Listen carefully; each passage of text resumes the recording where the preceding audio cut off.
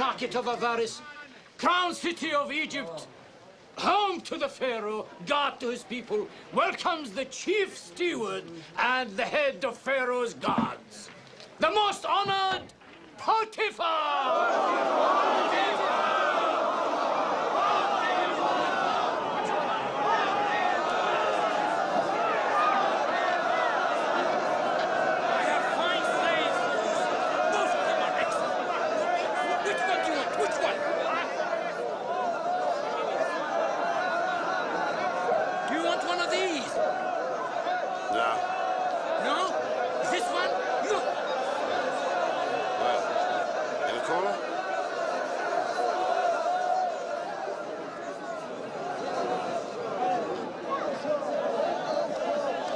This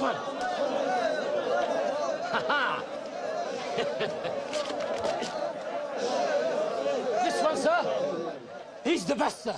He's a fine slave, sir. Look at that fine head. Look at those shoulders. Look at that back. Those arms. He is perfect. Ah, teeth. Young. He's healthy enough, but probably never done a hard day's labor in his life. Ah, but he can be trained, master. He's submissive, he's obedient. You do anything without a whimper. And he knows his place. Never opens his mouth except to pray.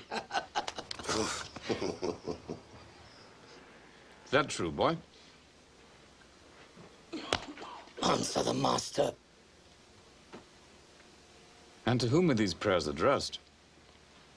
Which gods? Only one, my lord. Only one god. Must be very poor indeed.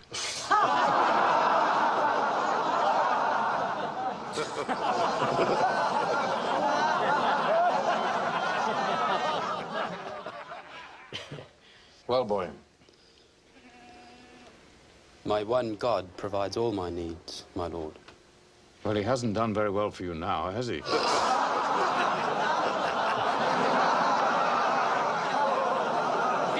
Semites are a superstitious lot, my lord. These what? Semites. Semites? Semites. But when they are not praying, they work very hard. Hard workers, are they? Yes. I don't know. What do you think, overseer? I can knock the piety out of him, master. I know that. When I finish with him, you'll need a city full of gods. He's young. There would be 10 more good years in a slave like this.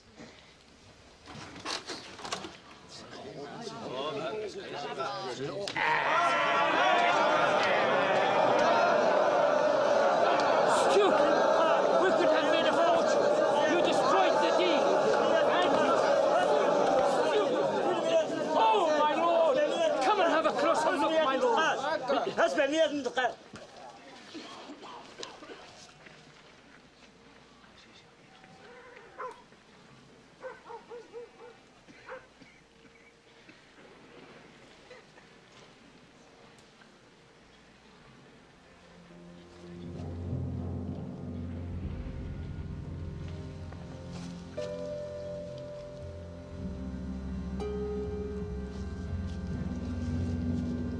The boy's amusing. For a good price, I'll take him off your hands. He wants it! Did you hear that? He wants it!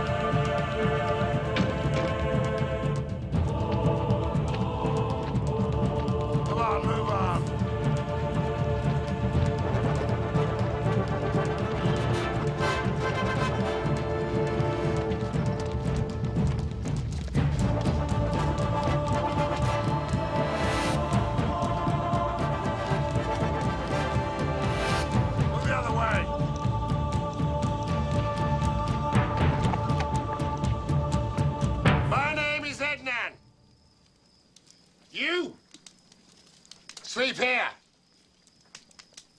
You bathe each day. The mistress likes her slaves clean and silent. She sleeps 16 hours a day. Remember that. Before work each day, we give praise to Amun, Father of all gods. And praise is how you begin your life here. Praise to the all-powerful Amun! Praise to the all-powerful Amun! Praise to the all-powerful Amun! Praise to the all-powerful Amun!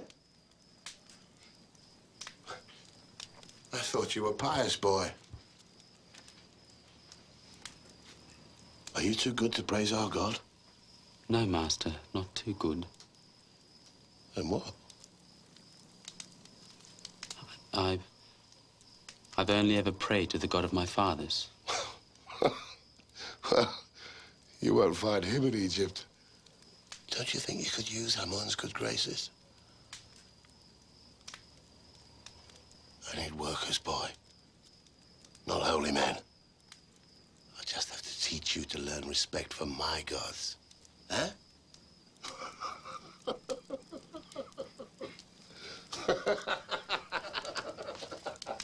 Now sleep!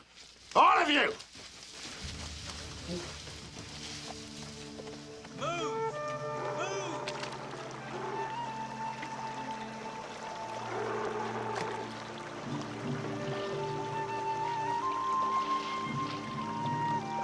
Don't muddy the water. Now we think.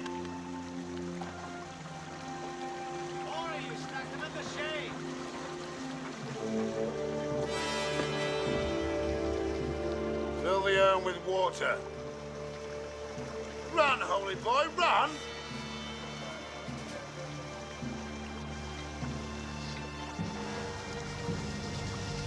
I said run!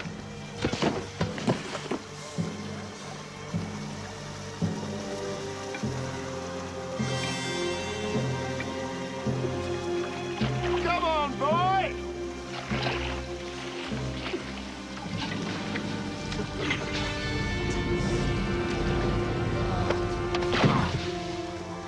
Where's your God now? Doesn't seem very powerful to me. Are you ready to praise Amun yet? Huh? Not ready?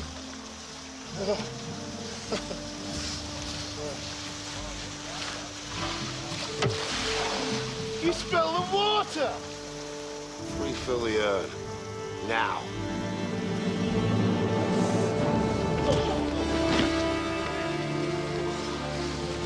It's a fight you want, is it? Huh?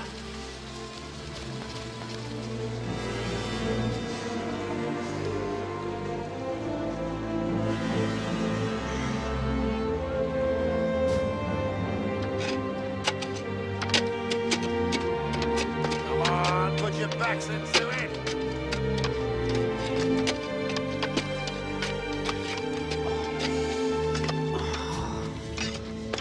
Back.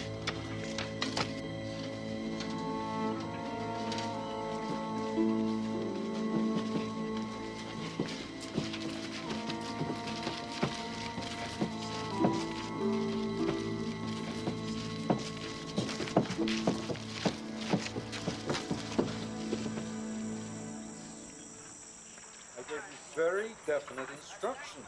Well, I All thought... of this area should have been cleared. Look at this. Here. What are you doing, fool? I said put the bricks against that wall, not this one. Quiet, man. It is the slave who is right. They do go here. The soil over there is too porous. The shrine would sink in a month. We'd both lose our heads. Keep to the plans, Edman. Follow the dimensions exactly as I've written them. It's simple enough.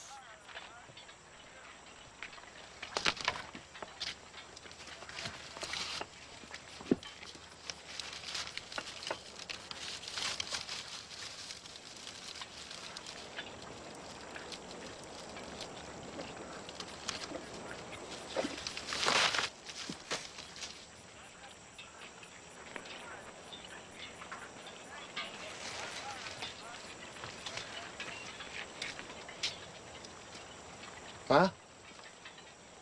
It's no good to me. I can't read, idiot. I can. A slave who could read.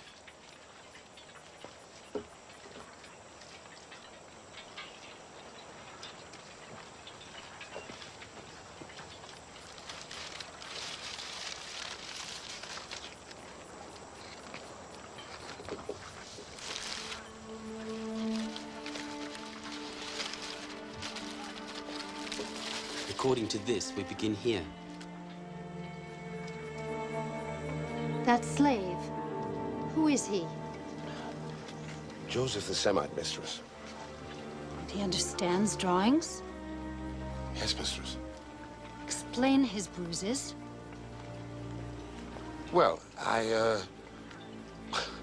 slave's life, mistress. His lot is no different than any other. Well, it should be. A good foreman would see. This is a special man.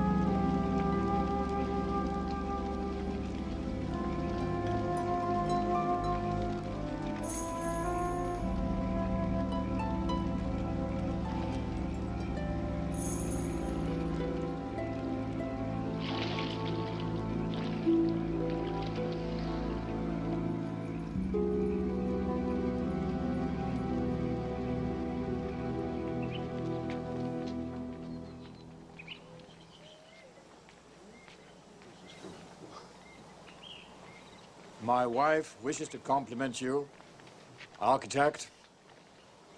The garden is an absolute marvel. It's quite lovely. Thank you, mistress. I wish only to serve. You've served well. I owe you a special gift. Name a prize. If it's not too forward, I should like to buy one of your slaves. The one who can understand drawings, the Semite. Potiphar, I thought you said you favored him. I did. Yes, and the good architect is correct. We underuse a slave of his skills. His manner is gentle, quality lost on ordinary labor. Bring the Semite slave. Semite! Here! You tell me I did well the day I purchased you. I am grateful, Master, that God chose to be gracious to us both. What? Surely you remember, Master. He speaks incessantly of his God. I'd be careful if I were you. You worship as you like in Canaan, but in Egypt, only Pharaoh, son of Ra, is God. Is this insolence, boy? No, Master. Good. I serve you with humility and honest labor, but I cannot deny my God.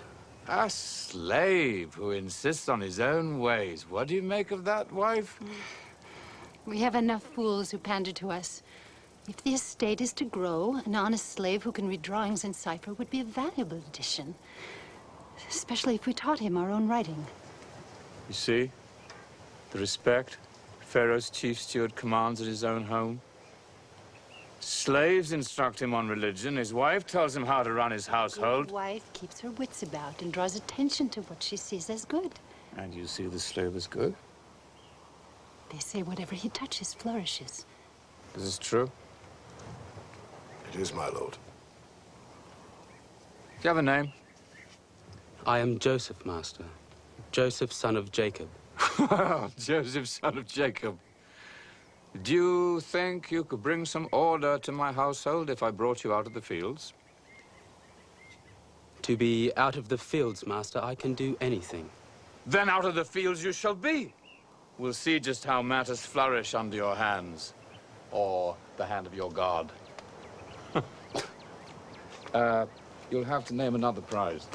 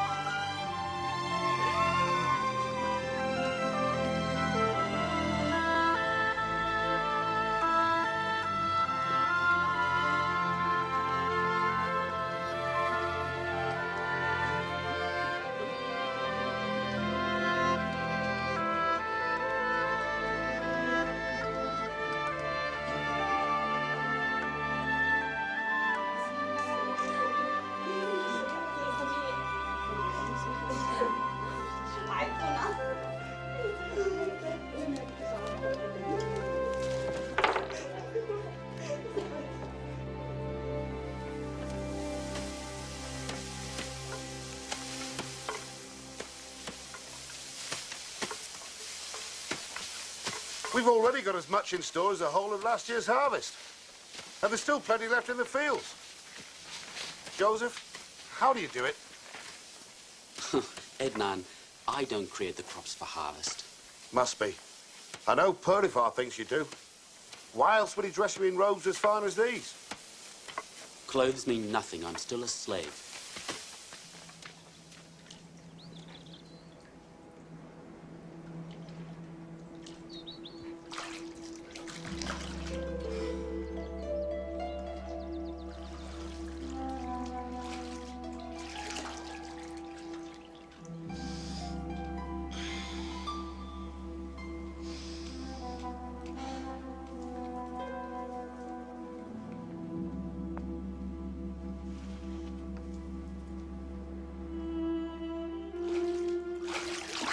Mistress, please, you should not be here.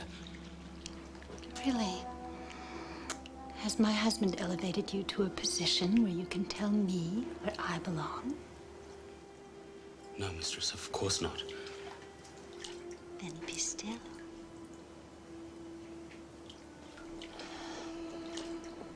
You have some dust on your shoulder. Here, let me splash it off for you. Come on.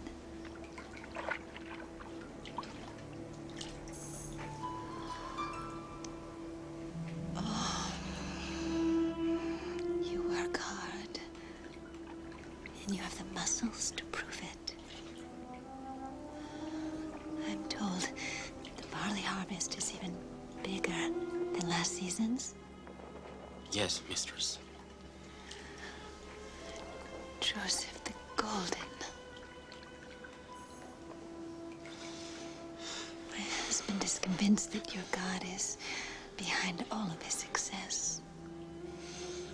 That you are the key to everything he's ever hoped for. My God provides for me.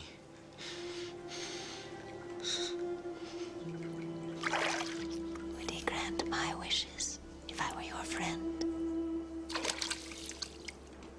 Please, mistress, I am only flesh and blood, and you press the limits of my strength. You dare restrain me? If my master knew why, he would understand. Really? Is it my fault you lured me here to take advantage of me? He knows me better than that. It's my word against that of a slave. Huh?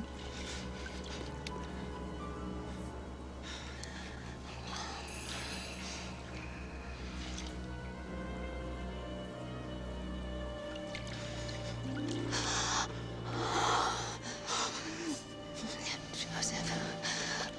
Oh, come. All lie with me. Impossible. Potiphar has entrusted me with all that is his. The only thing I cannot touch is you. How could I betray your husband's trust and sin against God?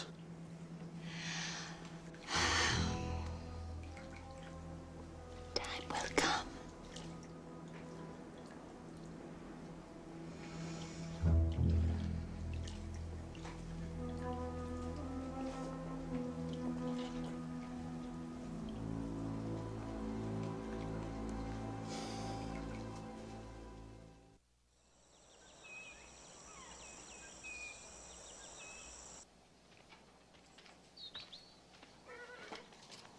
Joseph.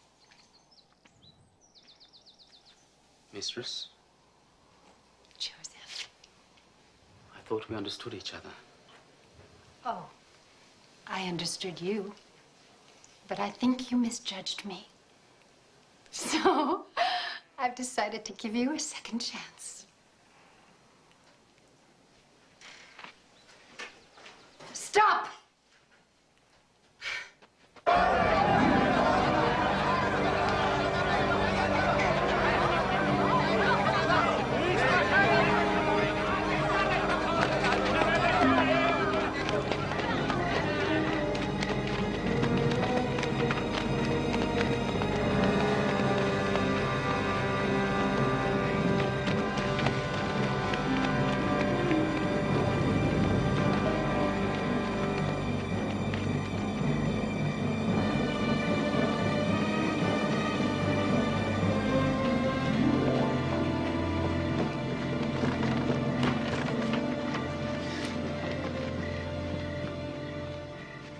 Where is he?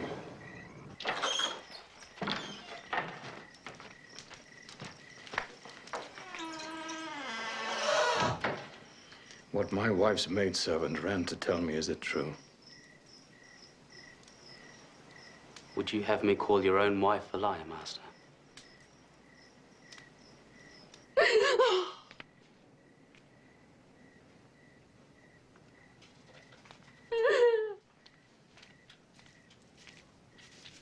Oh, Potiphar, what took you so long? Didn't my maid tell you of the pain I'm in? Yes. Of course she did. Of course, my love. But the Pharaoh has first call on his chief steward's time as well, you know. Anyway, I'm here now. I'm here now. And we'll right any wrong that has been done.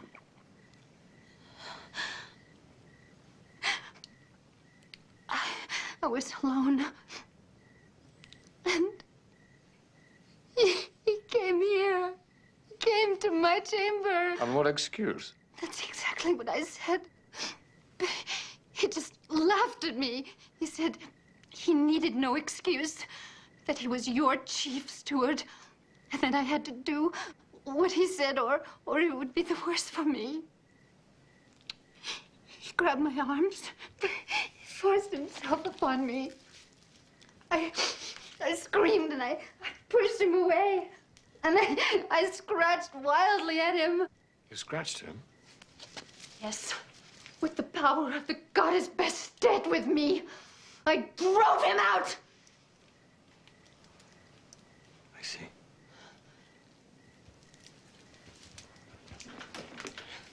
I want the full measure of the law, husband. The full measure. I want his death. Go, leave me with the slave. Come.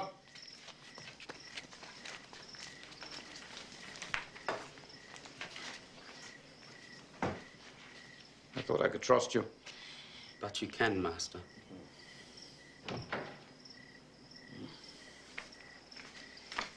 If anyone approaches, keep your hands behind you. Thank you, Master.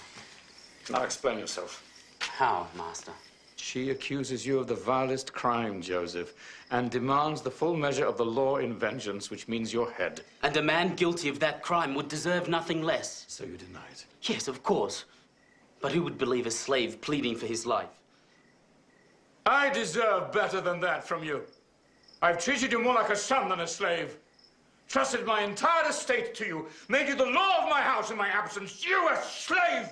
Your lands prospered under my hand. Which is why I'd rather not see you dead. Take me years to find another like you. Is there nothing you can say in your defense? Only if you allow me to speak openly, as though I were a free man. So be it. But on this occasion only, and no one must ever know, I allowed you such a liberty. You know you can trust me. I would never betray you, not after all the goodness you've shown me. Wouldn't you call forcing yourself on my wife a betrayal? Of course I would. And I repeat, I would never betray you.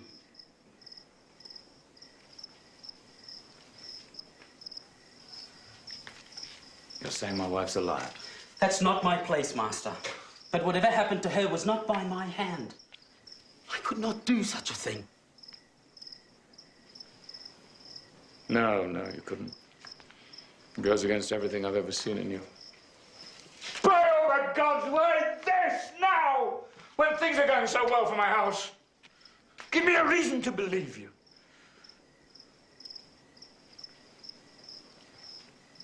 When the blood runs hot, a man forgets his acts have consequences. I have seen the evil that comes from rape. It is hateful to me, and an abomination in the eyes of God.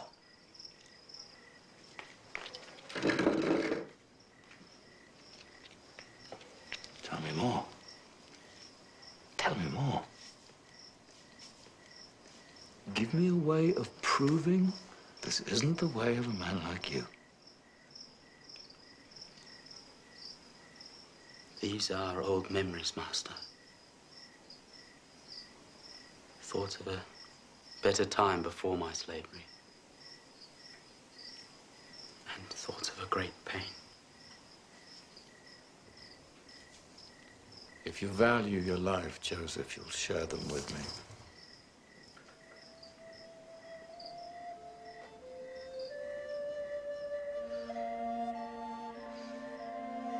I was only a child. And a happy one in so many ways.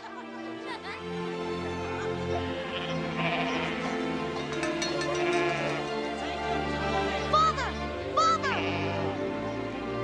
During a long and hard journey, the Lord, our God, watched over us and brought us to a fertile plain near the Hivite town of Shechem. Joseph, gather the others. Here, my father Jacob said we should raise our tents. Quick! Father says you must come. There were my 10 brothers, Reuben, Simeon, Levi, and Judah. Dan, Naphtali, Gad, and Asher. Issachar, Zebulun. It's time! It's time! It's time! And there were his wives, Leah, who bore my father's first sons, Rachel, my mother, the one my father loved most, and the handmaids, Zilpah and Bilhah, and my sister Dinah.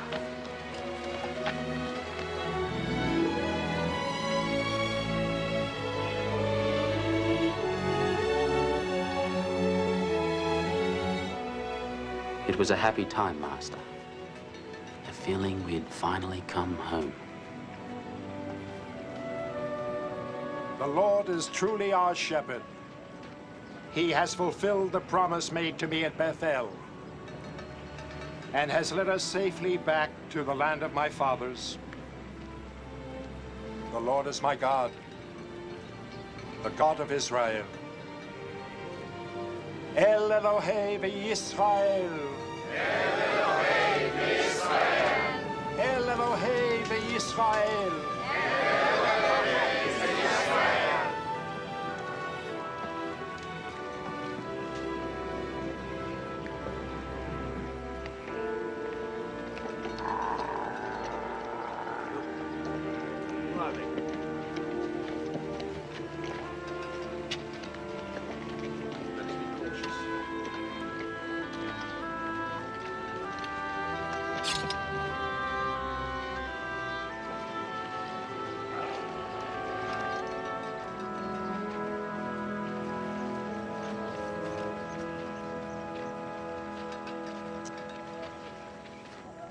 I am Hamor, king of Shechem, which lies behind those walls. This is Bera, my council, and this is my son, also named Shechem. So there be no doubt as to what the future holds for our city. I am Jacob, also called Israel, and these are my people. We come in peace in search of a land our God promised will be home for us. I see. And which God is that? We have only one. Just one? You must be a people very short on feasts. Our Lord provides. Indeed he does.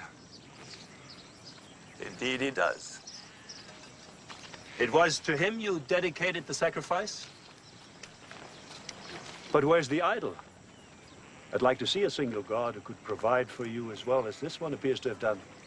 We keep no graven images. Even so, we know he is always with us.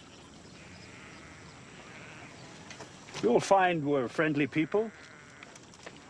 And if you also come in peace, we welcome you to camp near our city to find the home your single God promised. We come only in peace. And of course, we intend to pay full measure for the land and the use of the spring. Just name the price. 1/10 of your grain and of your flocks, and 1/3 of the animal's increase for 5 years.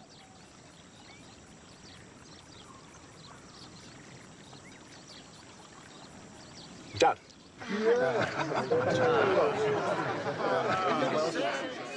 And I thank you for your kindness. We shall be worthy neighbors. Neighbors, yes. Strangers, no. In a week, we honor the goddess Astarte, with a marriage followed by a grand feast. You must join us. But we're so many. Then, at least some representatives. Your sons. Perhaps the young girl here. Your invitation is kind. Count upon some of us being among your number.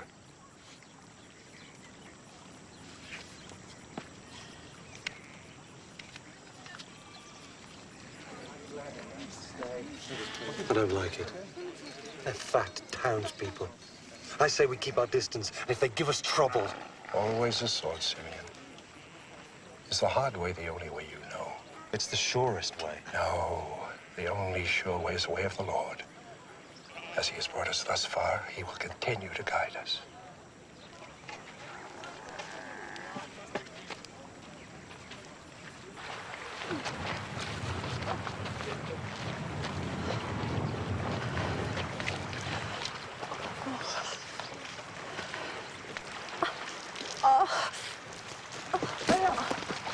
Leah! Gina! Zilpa, quick!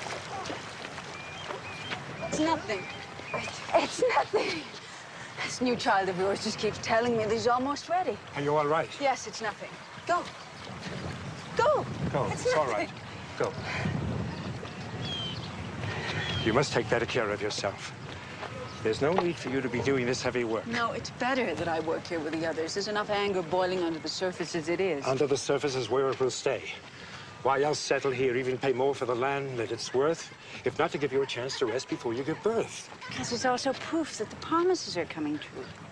We will inherit the land that God promised to Abraham. I know that you accepted his terms so that I could be settled when I have our second child. But Jacob, the others know it too. Rachel, I've made no secret of my love for you. I never have. You're first in my eye and my heart. Second, Jacob, second. Joseph comes first with you.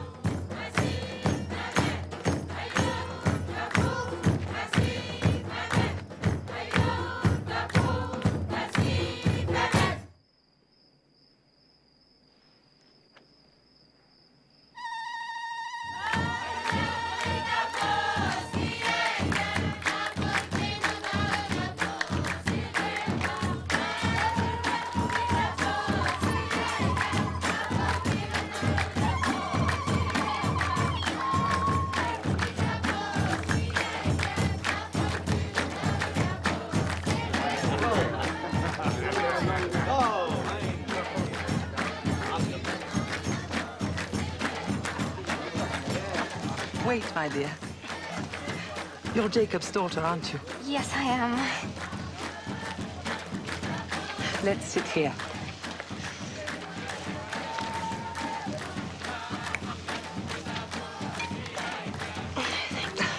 Now enjoy yourself. This is a feast.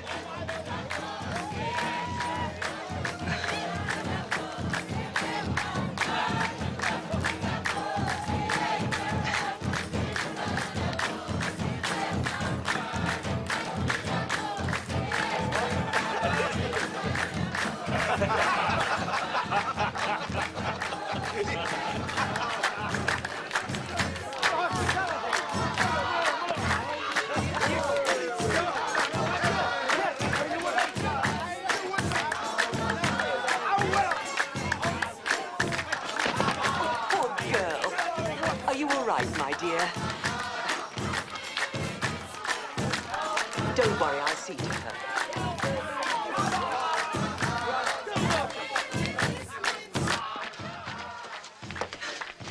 You need a quiet moment to gather yourself together. You'll be fine. I'll take you to a cool room for a rest.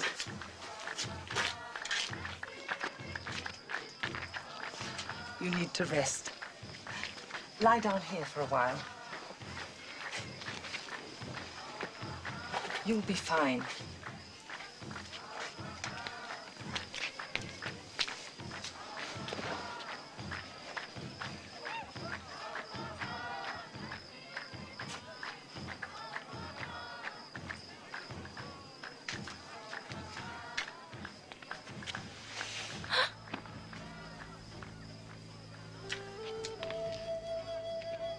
Don't be frightened. It's only me.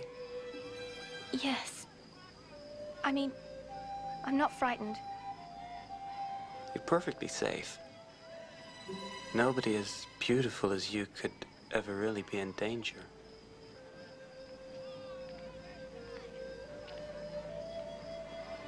You're a woman who can have anything she wants. Yes. Well, not really a woman, just a girl, really. No, a woman. Whose face haunts me at night, whose smell makes my head spin. Please, I have to go. I shouldn't be here. This is exactly where you belong. With me. Hmm? Stay away, brothers. Simeon!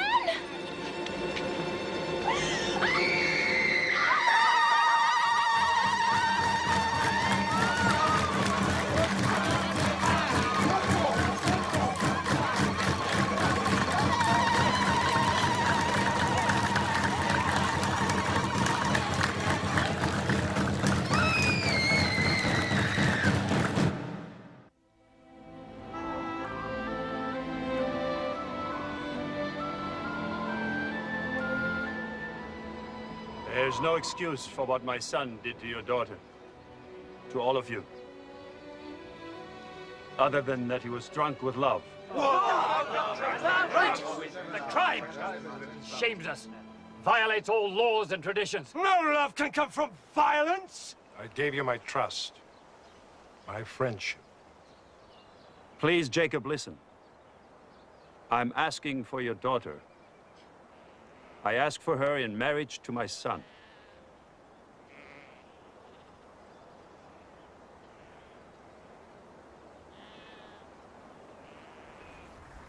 I'll do anything, whatever you ask. But I beg you, let me marry Dina. Your people and mine can be one, Jacob. We will take your daughters as wives, and you will take ours. Then you'll be strangers here no more. That you seek a peace that can wash away the stain of violence is good. And appreciated. But our traditions and beliefs demand that we can only marry those who worship our God. And our God alone. He's a good God, your God. We see his presence among you, see how you prosper. We watched your sacrifice to him. We respect your beliefs. And we can learn to worship as you do. And you can embrace all our rituals?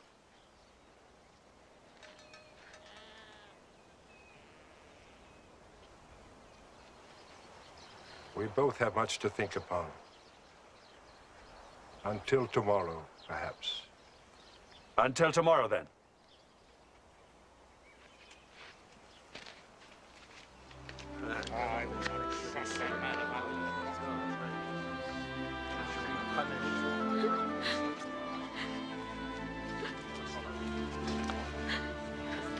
Be strong.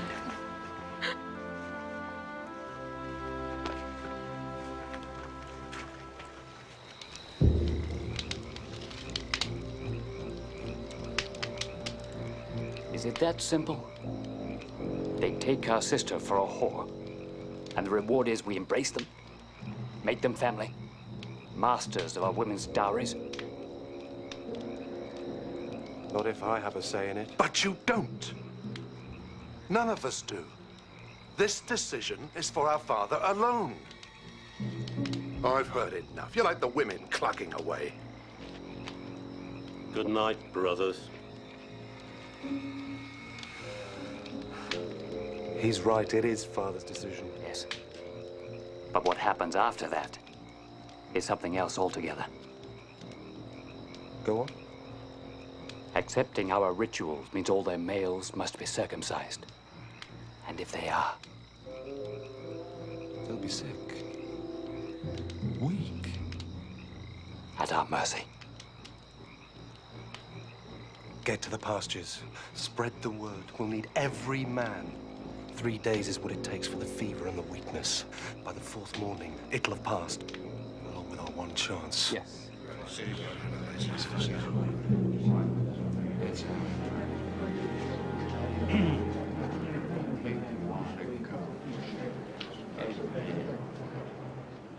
Well, Israel, have you thought upon it? I have. And I see great wisdom in your offer. But have you considered what you must do to marry amongst us? Circumcision is a harsh demand to make of grown men, Jacob. But absolutely necessary. It is a sign we bear on our flesh of our covenant with our Lord, a proof that we embrace his commandments. Only then can we be allowed to be united through marriage.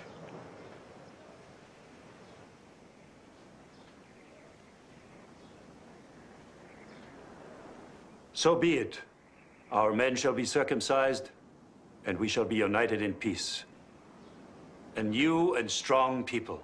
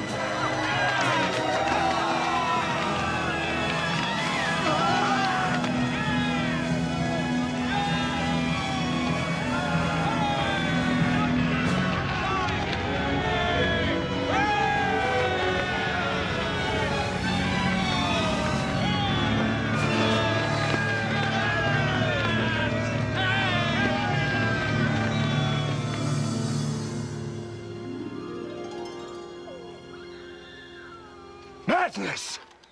Insanity! How in your hearts could you have done such a thing? Ruthless, merciless. Is this the good way, the right way? You have brought ruin upon us. Someone had to defend Dina. She can't be treated as a whore. She was to be treated like a bride. You have broken the peace and used our traditions for vengeance.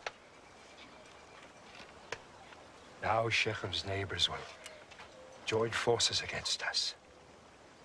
We're so few in number.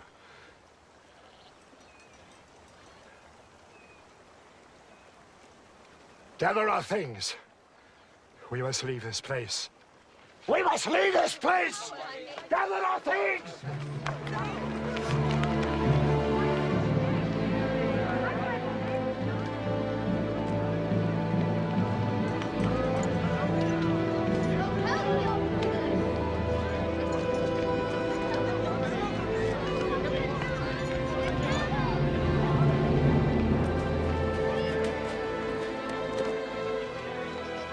And so we were forced to leave the land that held so much promise.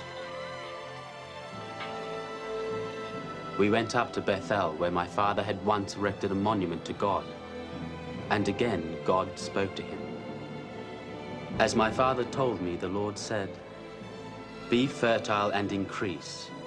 A nation, an assembly of nations shall descend from you. Kings shall issue from your loins. The land I gave Abraham and Isaac I now give to you, and to your offspring to come I will give this land."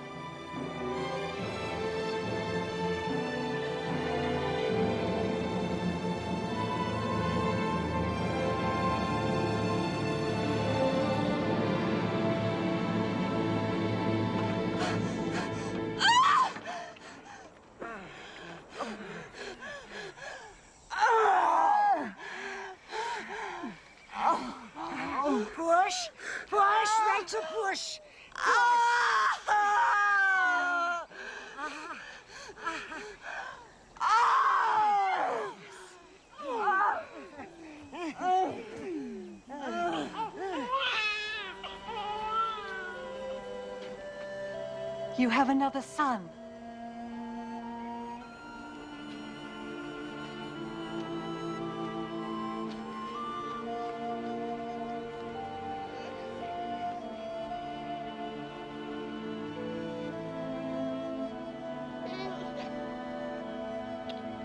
Rachel?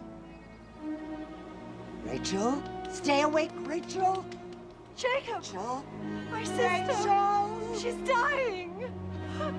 Oh.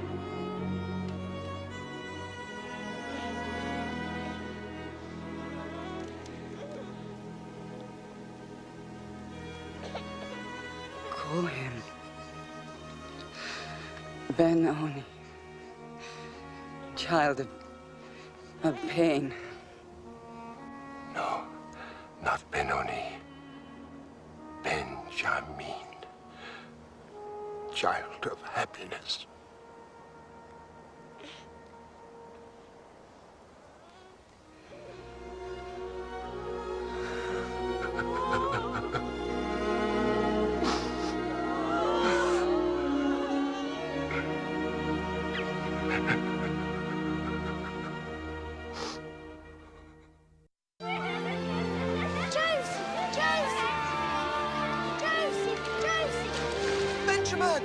Benjamin! Benjamin! Joseph! Benjamin! Oh! Oh!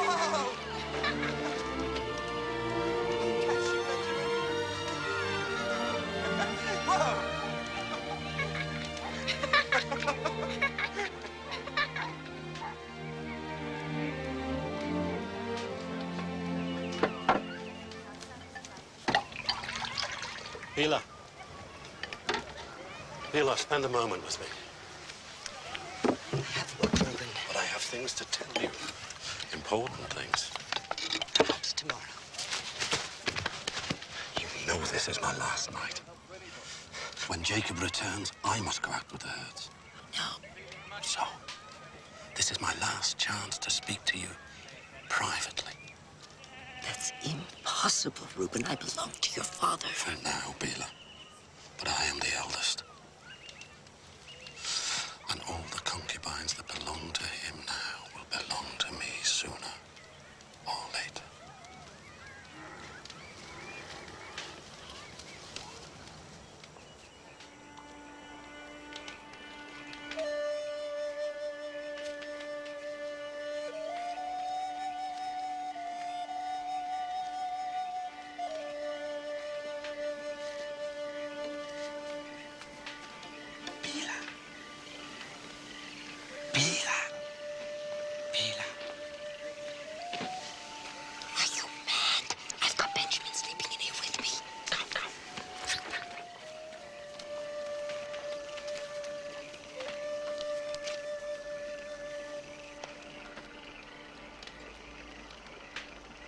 I thought you should know. I should send them both away. Go! How could he do this to me? How dare he do this to me? Reuben seduces Bela, Rachel's maidservant who bore me children. Bela is like a mother to Benjamin. Your sons give me nothing but grief, forcing us to leave Shechem like thieves, forcing us to take Rachel on a trek that killed her. And now this! He was wrong. I know that. But once you speak to him... No more words! Things must change. Reuben is my firstborn. Your first son. No more words!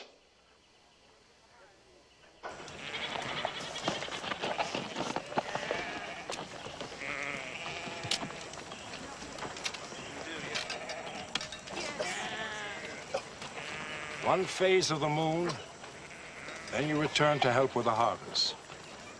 Be careful. Be alert.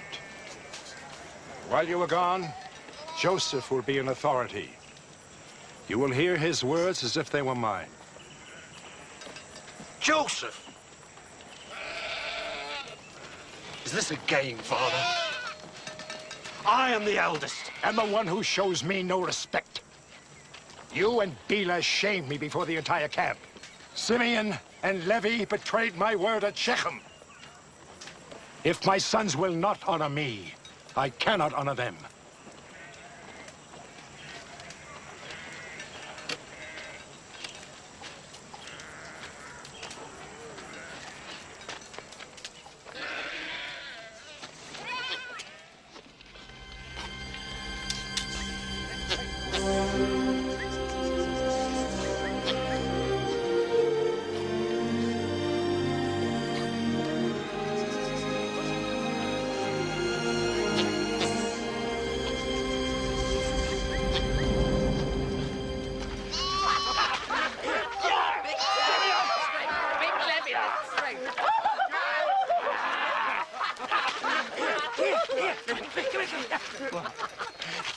See what Joseph does. Yes. Take him easy.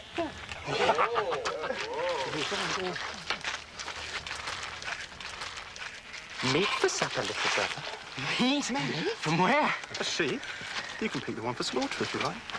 Me, never. Come on. Father specifically forbade us from... Well, he's not here, is he? He's not stuck out here alone, baking under the sun, living on dried fruit. Here's a nice fat one who'll stick to our ribs. But what will you tell Father? He won't find out. At least he'd better not. No wagging tongue. You'd like to then. Not our fault. The poor little lamb strays off and gets mauled by a mountain lion. Understand, little brother? What difference does it make? He's got more sheep than anyone else in Hebron. But Father, put me in charge of the sheep. And be quiet.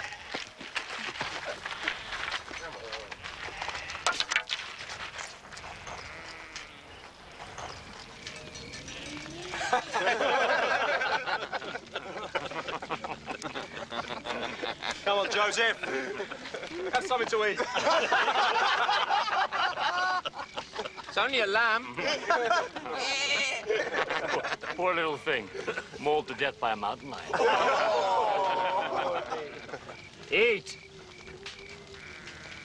I'm not hungry. Look at the hide. Any fool can see it was killed by a wild animal. A close look. Hey!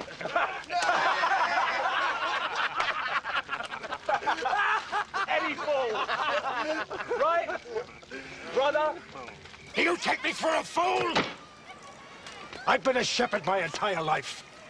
I know the problems shepherds face. And I also know their tricks. Father, we... Silence! Now take it away! Get it out of my sight!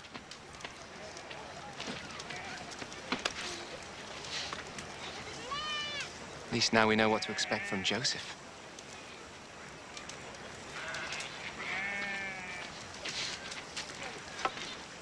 Betrayal. He's a spy.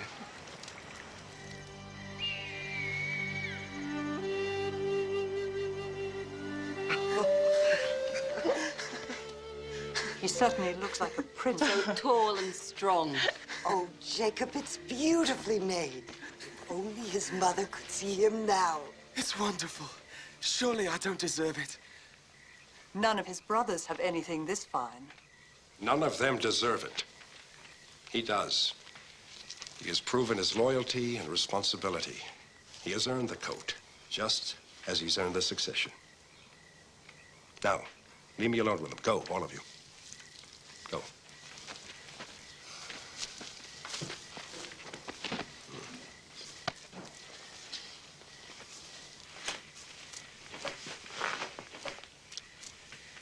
I'm honoring you, Joseph. Naming you my heir. Next in line as head of the tribe. You can count on all your sons, Father. Some more than others. Simeon, Levi, Reuben. I can never forget what they did. The coat is a mark that you will carry on the line. When you wear it, remember, it is a robe of honor.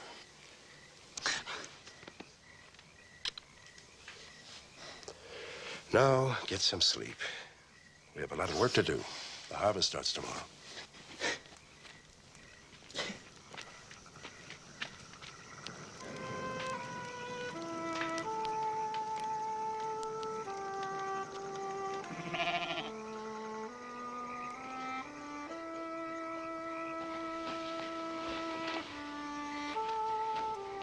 Joseph, tell me again what our mother was like.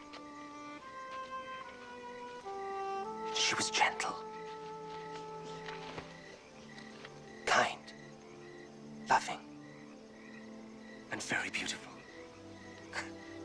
More beautiful than Leah, Zilpah, and Bilhah? Yes, much more. Is it true that I killed her? Of course not. Where did you ever get such an idea?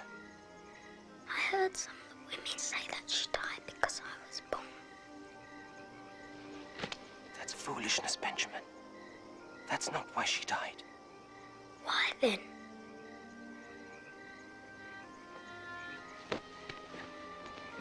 I don't know why, Benjamin.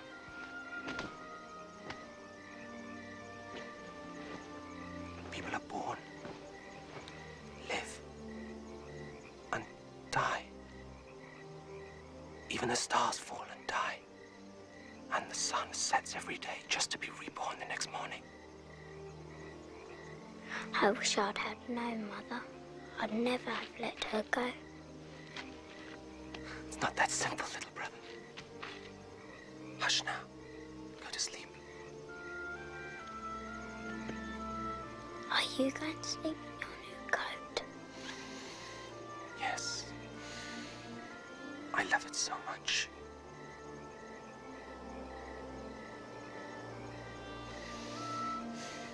I must sleep now. Tomorrow's harvest. Hard work.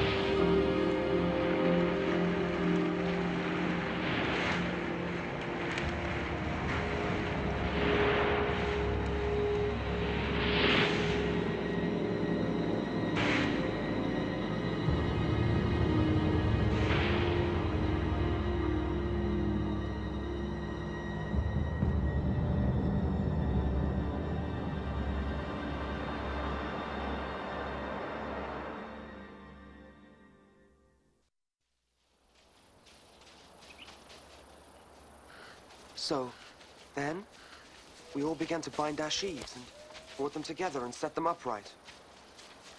And as soon as they were on end... But don't stop now. What happened? Then, your sheaves all prostrated themselves. They bowed down before mine. That's it. Taking all I can. Boy's gone crazy because of Father's promises to him. He already thinks he's our master. I also had a dream. In mine, there were 12 piles of manure. The smallest one walked and talked and told tales. No, be serious. I've had enough of him. It's time we had this out. Tonight, after the day's work.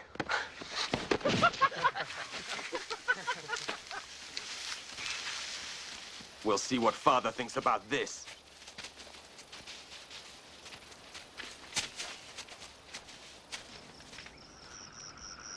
So we all began to bind our sheaves and brought them together and set them upright.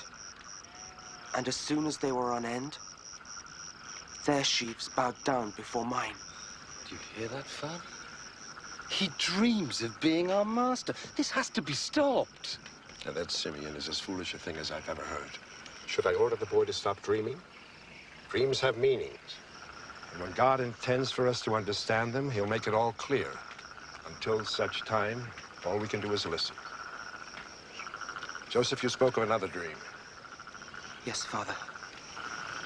Tell us. I'd better not, I think. If God gave you a dream, you must share it with us.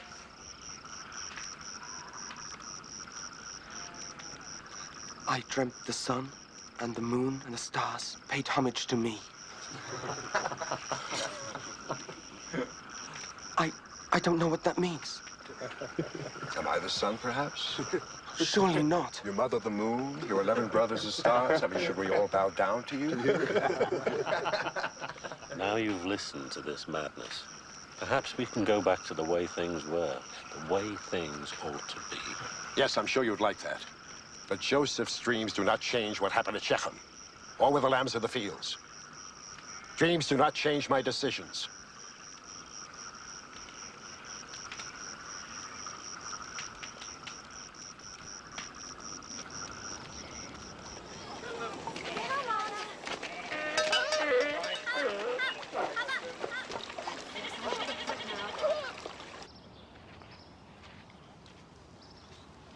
I'm sending you to see how the flocks are doing, not to a feast. Son, you're getting older, bigger.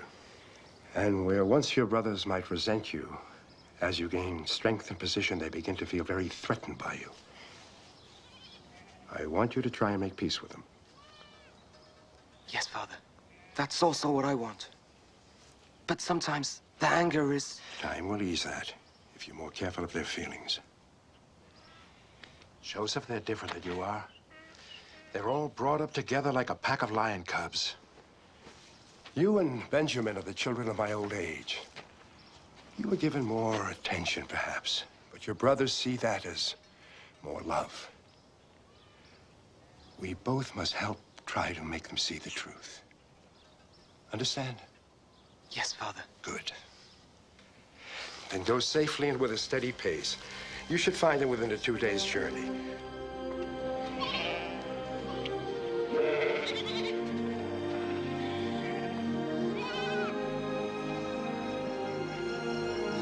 Each night grows colder than the one before.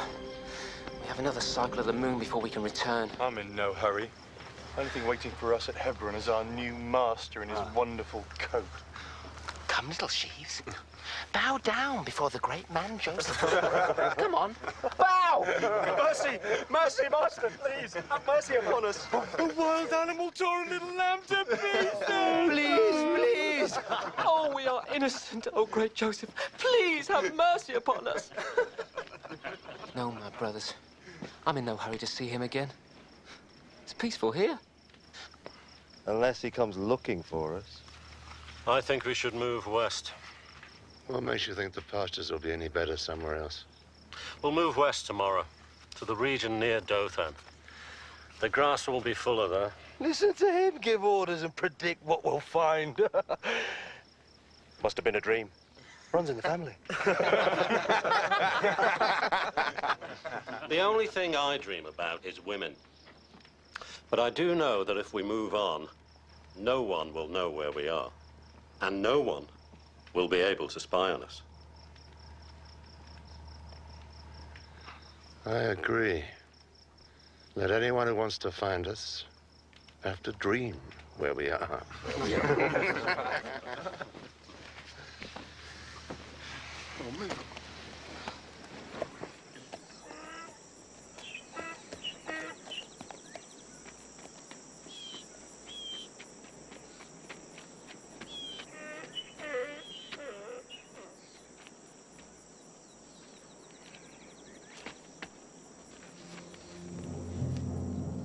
What are you looking for?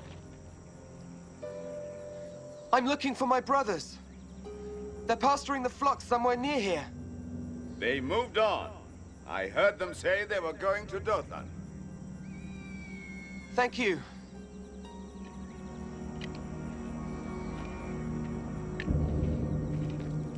Are you sure they went west? Last night, I dreamt I was on one of those big ships that dock in Jaffa. I had 3 women. One had red hair, the other gold, the third... Your dreams don't count. You're not Joseph. I wonder. Father wasn't so pleased with his last dream. That's right. Yes. What if they are prophetic? All of us kneeling down to him. Father, too. Sickening. Stop it. It's only a dream. We'll end up bowing and scraping to him, crawling to beg for favors. Stop it.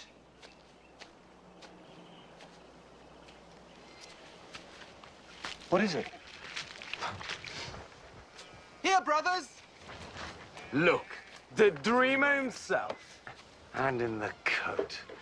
I swear I could rip it from his back. Father sends you fresh food!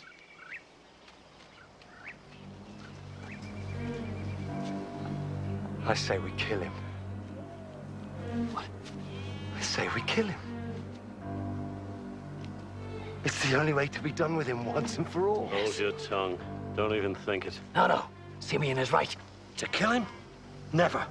If it's to teach him a lesson, then throw him in a pit. But you don't spill your brother's blood. Why not? It could happen. A long journey by himself. Thieves. Or a mountain lion. No, wait. We tried this with the lamb. Father saw right through the lie. Imagine what he'd make of this. The fact that he caught us in the last lie would make this one all the more believable. Yes. He'd never expect us to lie a second time, especially about Joseph. Brothers! Well, this is the only chance you'll ever have to be done with him. That's right. To assume our rightful place once the old man's gone. Do it! You lost your mind. You can't spill a brother's blood. Have you thought of the curse which will fall upon us if we do this? Stop it! Stop it now before it's too late. Stop what? Ignore him. Don't speak to boys who come to work in groom's clothing. We come in search of more tales to tell. Father wants a report, and he thinks I'm the one to do the job. He told me... Forget what he told you. You report on me, and it'll be the last thing you do. Simeon! I'll do as Father instructed. Simeon, stop it! I'll do as Father tells me. And your warning smells of too much work. Hold him back!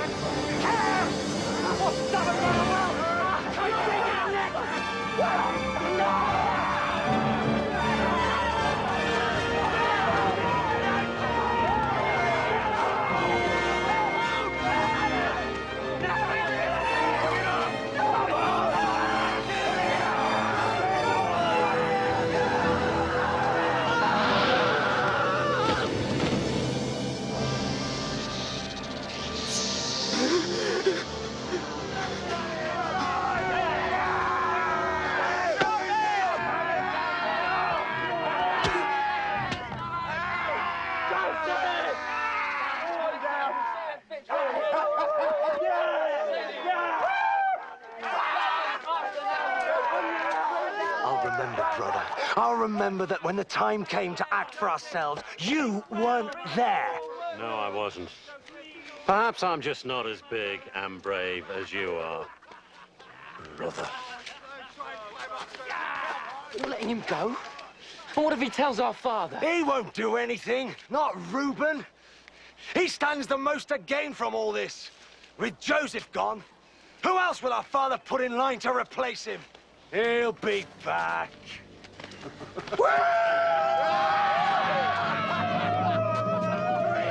I'm Joseph! Hail to me!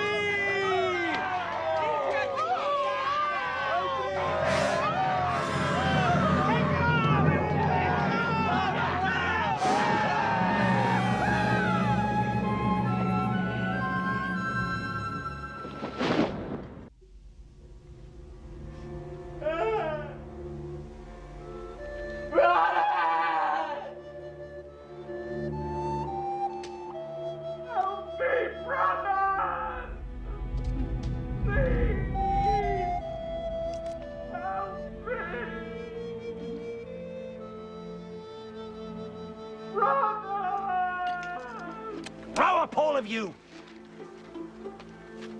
Sitting and moping like women. What's done is done. Now let's get on with our own business. The boy is our business. Was, brother, was. There's no turning back now. And if we pulled him out? From the well where you helped me throw him and have him tell Father what we did? At least he's not dead. Well, I mean, we could always tell Father we're just trying to teach him a lesson. And Father will teach us a thing or two. The flocks are his, the tents, the food, everything. I worked too hard to be disowned and left with nothing. No, brother, we'll have to see this one through. Because what our Father doesn't know can't hurt us.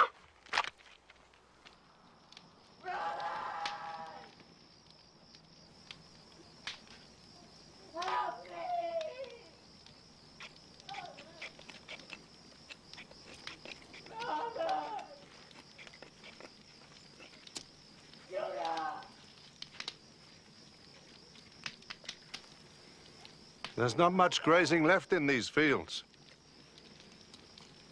Simeon, I think it best if you and Levi take part of the flock to fresh pastures near Shechem. So you can fish out the boy and throw the blame on us? Never.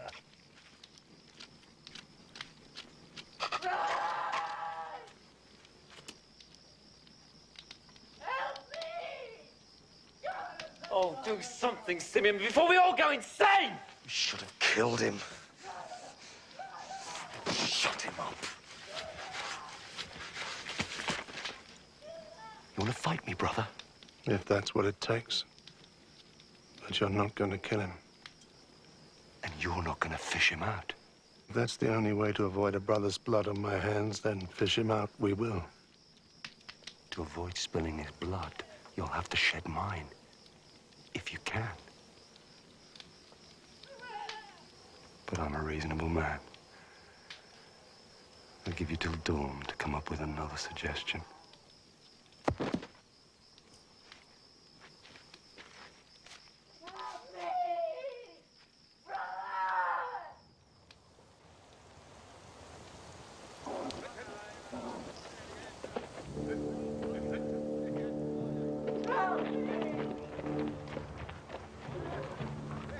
Ishmaelite traders.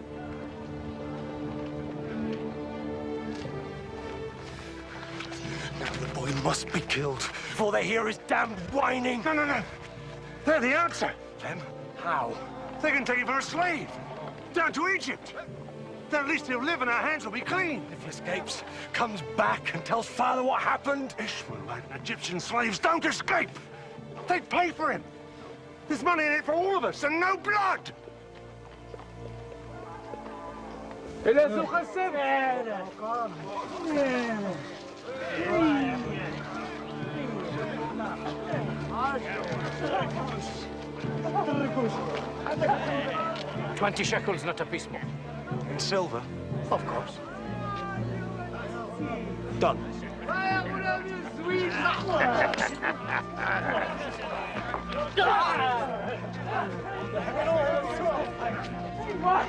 What is it?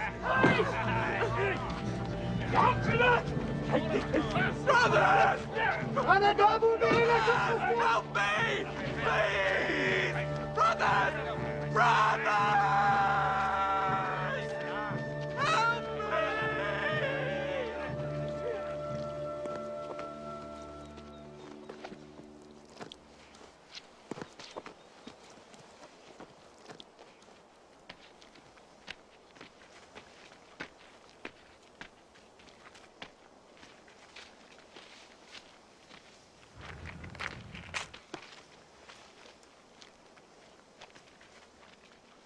come to save him.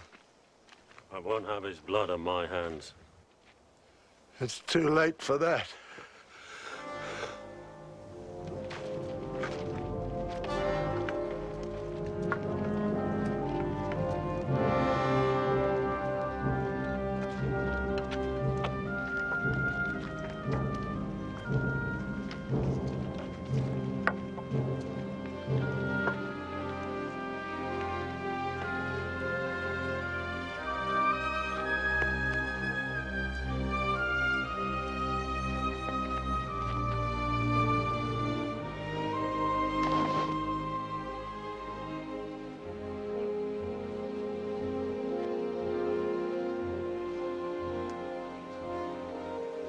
I found this on the road. It must have gotten lost. A wild animal. No! No! No! No! No!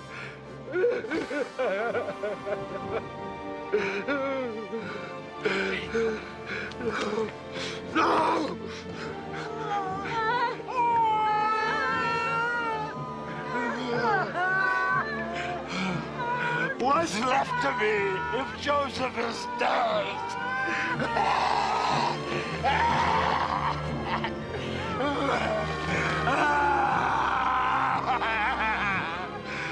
Josef! Josef!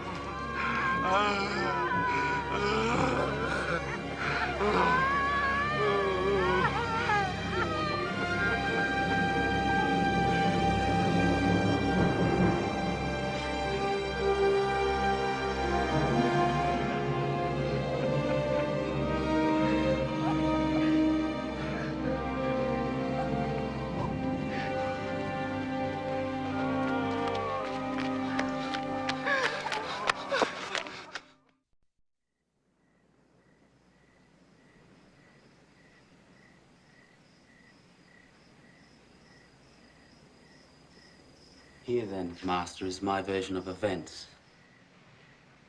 And may the Lord my God stand by me as I speak only truth, and desert me if I lie. If you lie, I will kill you. It was the last day of the harvest festival. The gratitude to the gods. I set about arranging the house, believing it to be empty.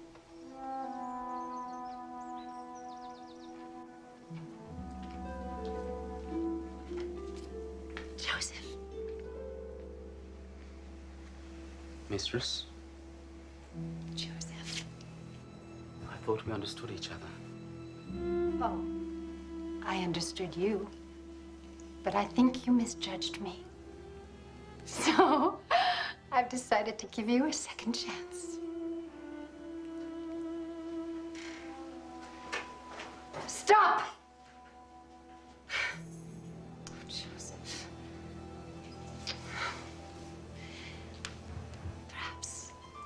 Perhaps if we talked more, became close, perhaps you might see me differently. You might see how melancholy I am. My husband is so busy all the time. Loneliness is a terrible thing, Joseph. I know you hurt, but... Oh, you are not a common man.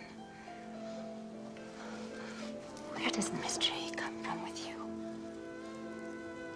Where are you from? This house is my home now. Tell me about your father. You once said he was a prince. Does he have many herds of animals? Servants, fields? Yes. So he is a powerful man. Do you think he is happy with his wealth? I don't think my father's wealth brings him much joy.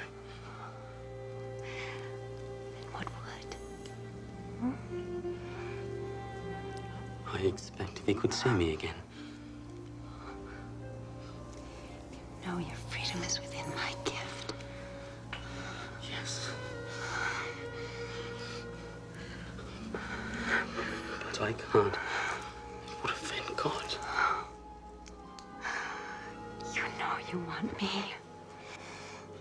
Look how you're shaking. You want me as much as I want you.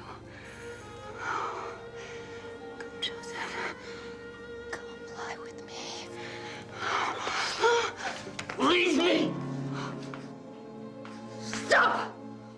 Who do you think you are, you fool? You dare lay a hand on your mistress? Ah, my husband would kill you for this.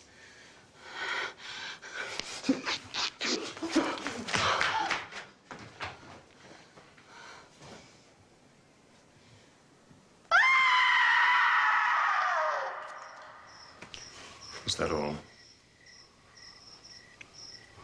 As I swear before the Lord my God.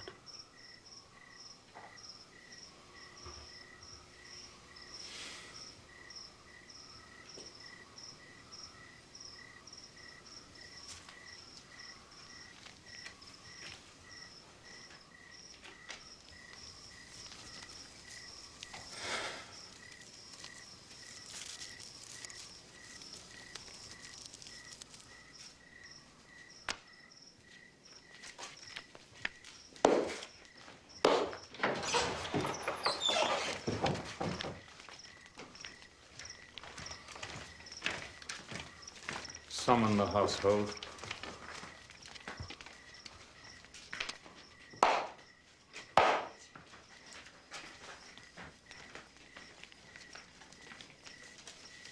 Good. Let them all hear him sentenced to death.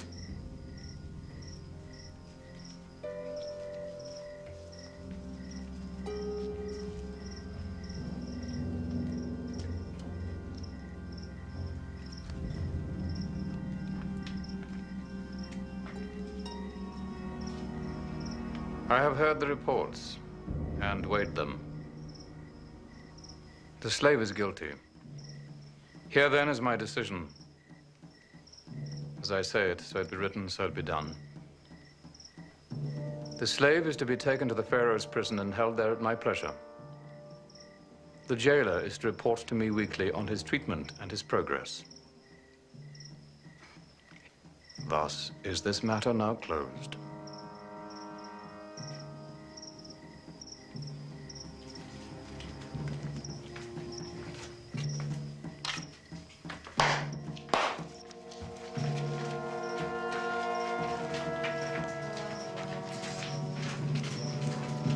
Bring him.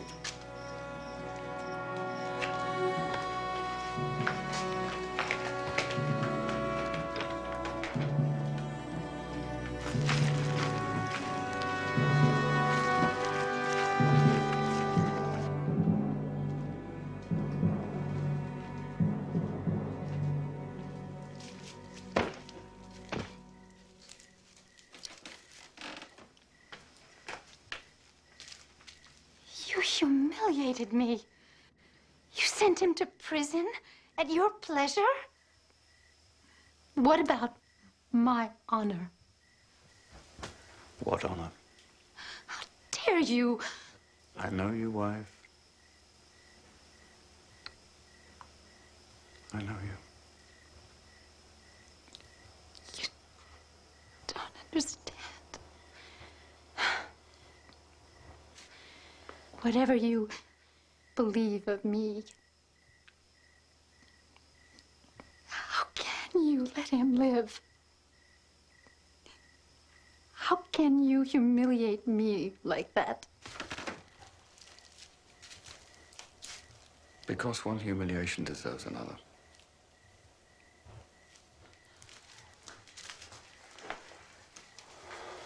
Wife. Anyone who knows Joseph also knows that if he swears by his God, he's telling the truth. What is more important to you? His God or my good name? The truth?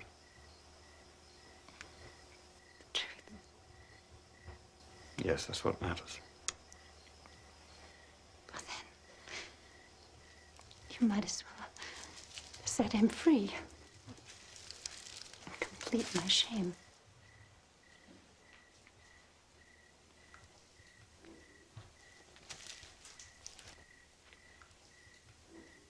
Wherever he is, whatever happens to him, he is free.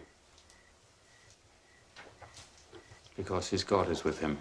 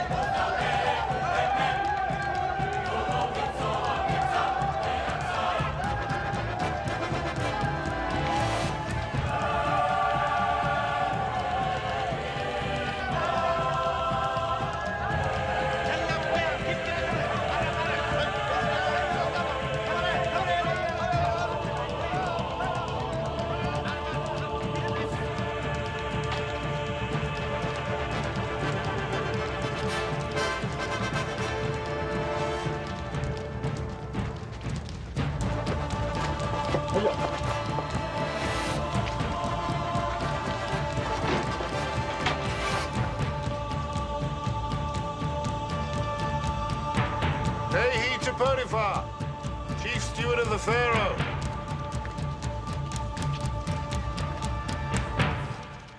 Peace be with you, Master. Do you know about this? The warder said only to expect 2 new prisoners. The excellence of your work here is becoming common knowledge. They say that prisoners have never eaten better. The warder's never been richer. The Pharaoh has never had to spend less to keep his jails running. 10 times a day I'm asked how you do it. God blesses my work, Master. As I've seen for myself. And I know that one day he'll see me gone from this place. Well, he'll have to deal with the Pharaoh first. I'm not so sure they're on speaking terms. As you see, 2 very fine specimens. Fine garments, royal eye tattoos, and of station and breeding. Fat one is, well, was Pharaoh's baker. The scrawny one is cupbearer. Important men. How did they end up here? Accused of theft. Of Pharaoh's bracelet of the sun. The mark of the true sun god. It's gone. Missing. And Pharaoh's seers and prognosticators say that one of these two is the culprit. Then their lives are over. Probably. But you never know what can happen. And in case they ever get out of this place and find themselves restored at court, it would serve you well to serve them well. You understand? Completely, Master. You do this well, Joseph. And you can give me a valuable ally when the time comes to plead your case with Pharaoh himself. May your God be with you.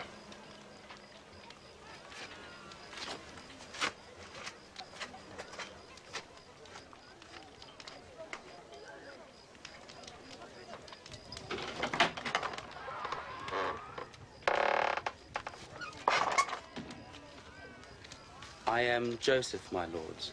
I have been instructed to attend you during your stay here. Are you the warder? No, my lord, his servant. Ah, you must be the Semite who does the warder's work for him. I am honored that you know of me, my lord. Huh? Yes. The court knows how well you serve your masters. And their wives. There are many stories that have no truth, my lord. Are you calling Potiphar a liar? Slave? No, my lord. Are you calling his beautiful wife a liar? I accuse no one, my lord. Really? Well, I accuse you, slave. I accuse you of staining Potiphar's wife's good name, of calling Potiphar a liar. Guard! Guard, come here!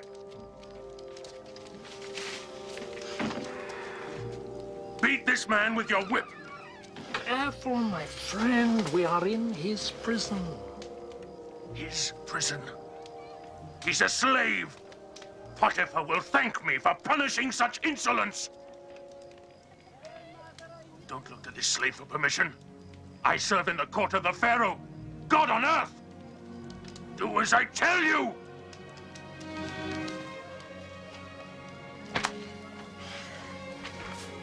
You will not slander the name of Potiphar. You will not slander the name of his wife. He will praise me for upholding his honor. Slave! Slave! Slave!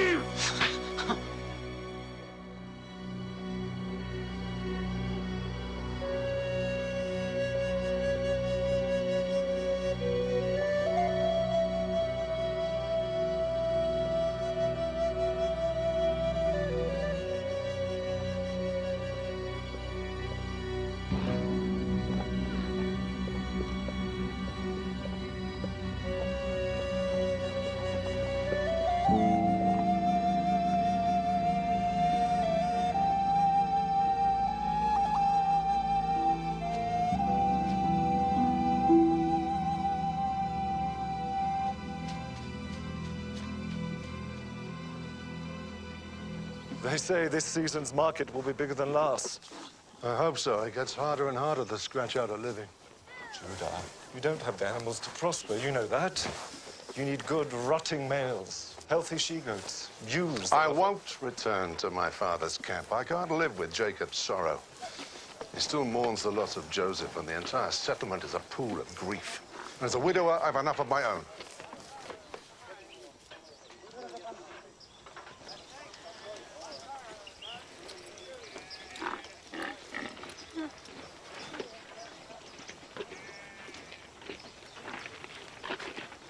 I will give your camel water, master.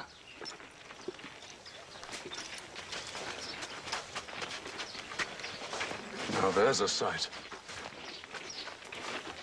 Oh, a Canaanite who hides her face. They're always bewitching. It's a strange custom, but it adds to the mystery.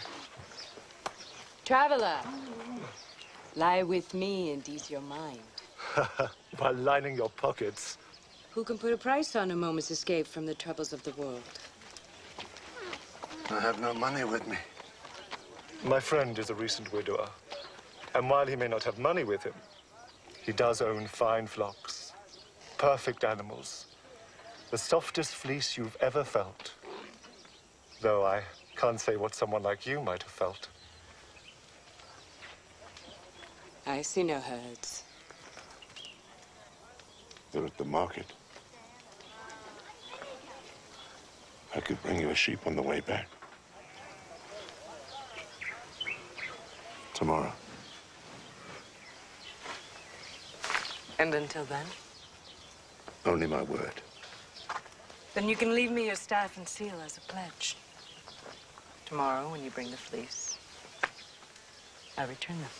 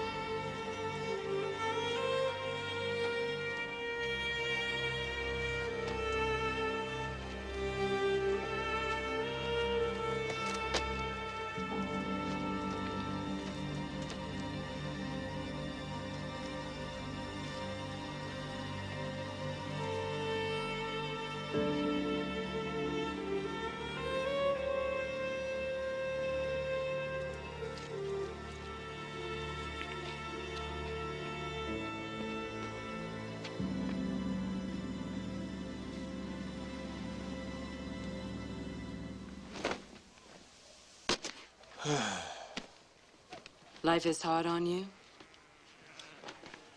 A barren daughter-in-law that buried my first son. People die. They do. But as is the custom with my people, I forced my second son to marry her so that his brother's wealth would not be lost. And he too died. Misfortune indeed. You have other family? 11 brothers. Once there were 12. But the second youngest was taken by a wild animal. And ever since, not a day passes but my father sheds a tear at the youngster's memory. His sorrow was so thick I had to leave and start my own encampment. You grieve as if the boy's death was your fault. Never. In no way! Why would you even think such a thing? No injury intended.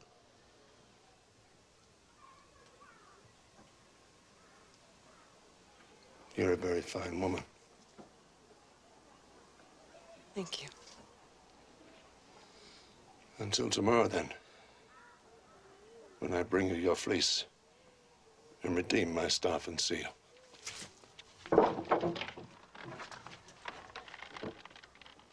Until tomorrow.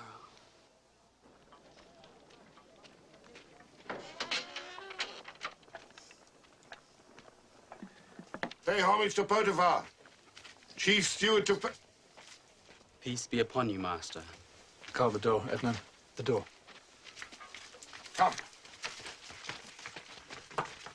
The warder tells me your distinguished guests aren't sleeping very well. It seems their sleep's troubled by dreams. They're not alone. Strange dreams. Full of signs. As soon as I learned of this, I came myself.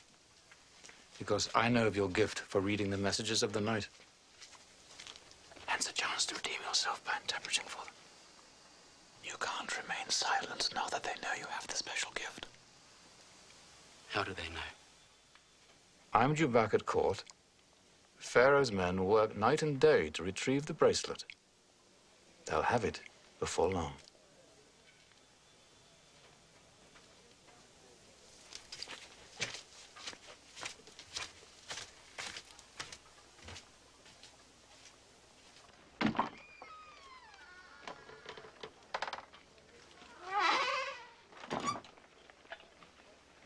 I hear you have the gift of second sight. At times, Master, when God sees fit to grant it. How low have we fallen, listening to the ramblings of a Semite slave? The ability to interpret dreams is a gift from God. Then why don't you see how well he could do for you, Vintner? I intend to. Be seated, Joseph.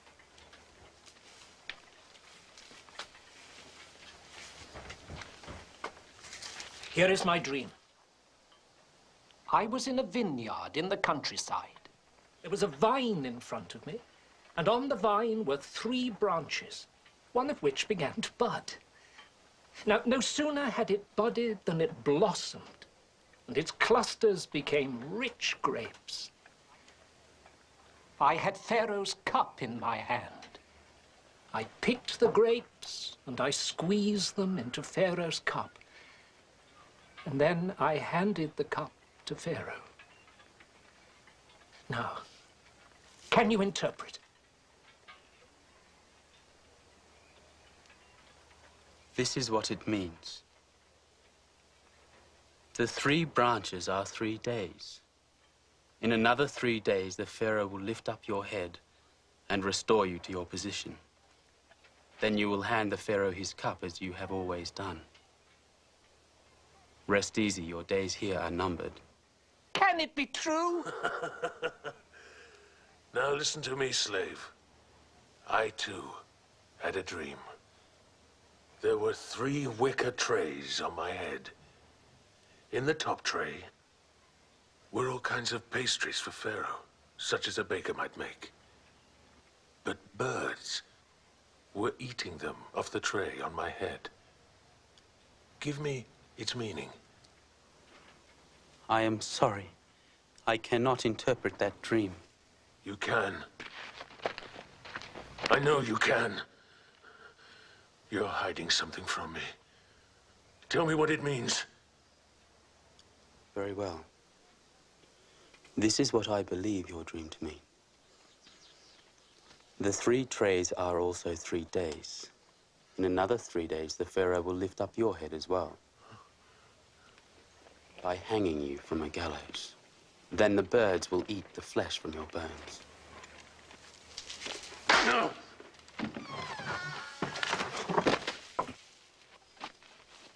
The Pharaoh's bracelet has been found. Warrants have been issued. What does it say? She promised she'd be here. Oh, to your good fortune, she's not. You kept your end of the bargain. If she's not here, then you get the sweet memory of her bed and get to keep your animals. I gave her my staff and seal as a pledge, remember? Come. I think I can find her home.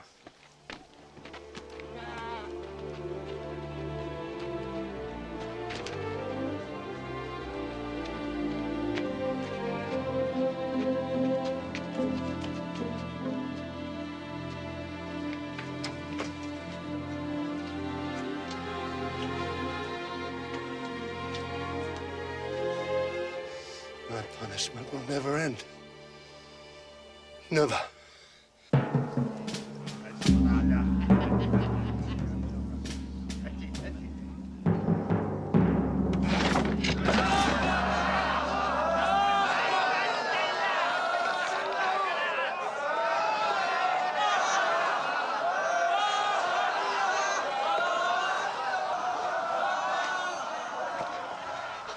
I am most grateful for your judgment in this matter.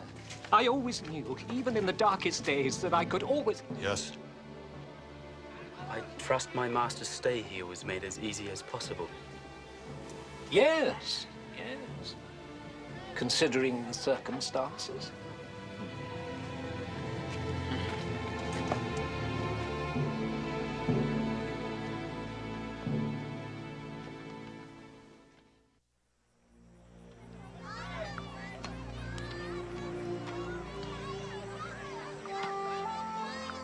Now repeat everything you've learned, Benjamin. The table of the descendants of Terah, who was 70 when he begat Abraham, Nahor, and Haran. Father, you know I have the lines of our family completely memorized. Shouldn't I be helping my brothers pen the flocks? Their backs are strong enough for the job. For you, this is more important. You have to carry on the line. But I'm the youngest, Father. Reuben, even Judah... I've spent a lifetime showing me they're not up to the task. It would have been Joseph who would have carried on the line, but... my other sons... It was a wild animal who took Joseph. You can't go on blaming the others forever. We must take our signs from God. In my heart, I know Rachel was called to give us the next in line. And with Joseph gone, that means you must keep our traditions alive. Maintain Abraham's covenant with our Lord. Blessed be his name. Now, young men, back to the tables. And the sons of Abraham were Isaac and Ishmael. And Isaac begat Esau and Jacob. And Esau, who was called Edom, took wives among the Canaanites. Father! Father! Quickly! It's Judah. Judah.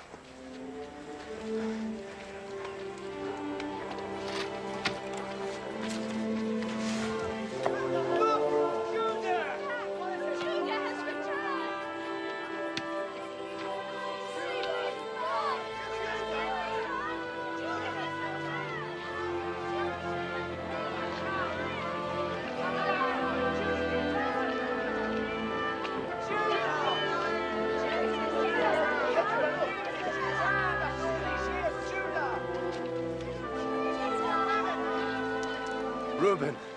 Judah. Simeon.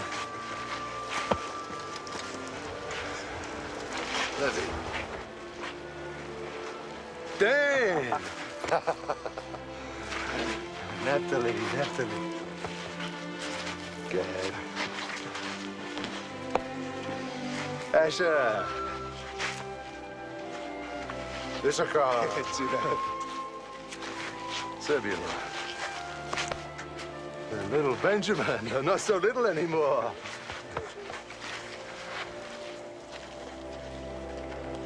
And my father Jacob.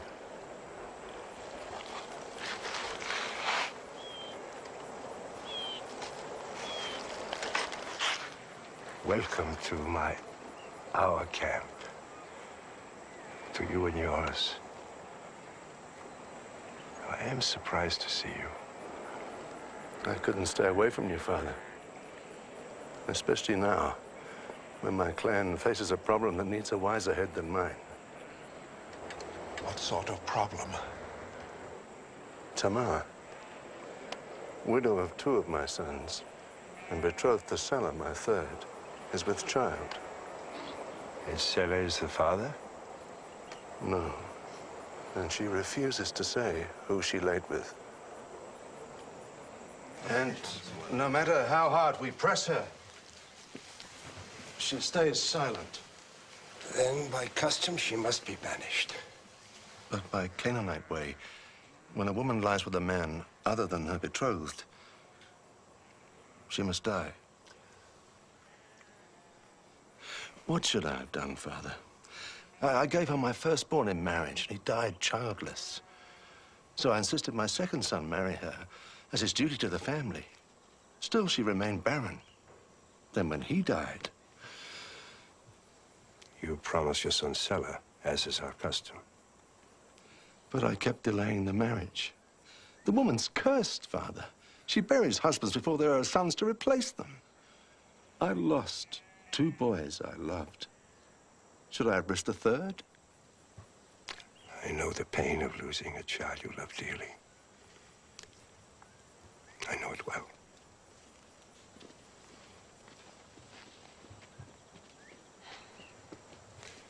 Yes. She'll speak of anything you ask, except the father of the child in her stomach. And she's unafraid. This is not our problem, Jacob. That much is true, Judah. You left this camp and established your own line. You must be responsible for yourself and the decisions you made.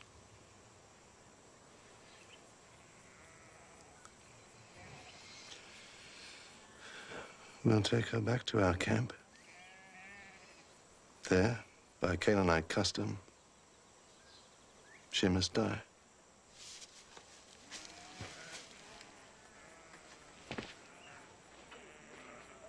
We leave at first light. Fine looking flock. Well, there is rumors of some outbreak of fever among them.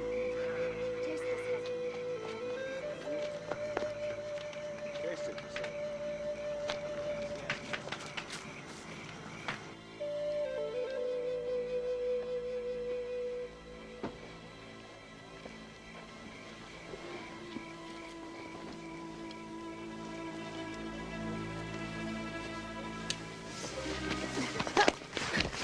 So what do you have, a knife? You think that by killing me you can save your own life? You do me a favor, whore. By trying to spill my blood, you justify my own decision to see you executed.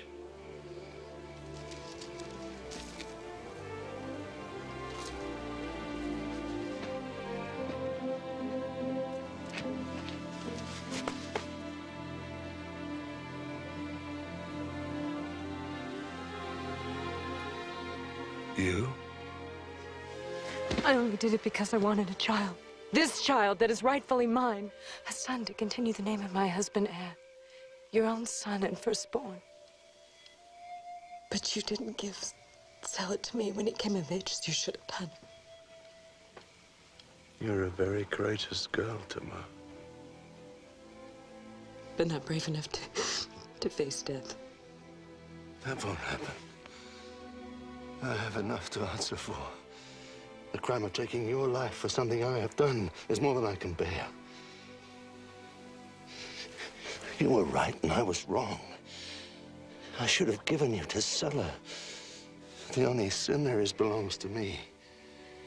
You will live to have your child and raise him as a mother should, living in your own tent with respect and love.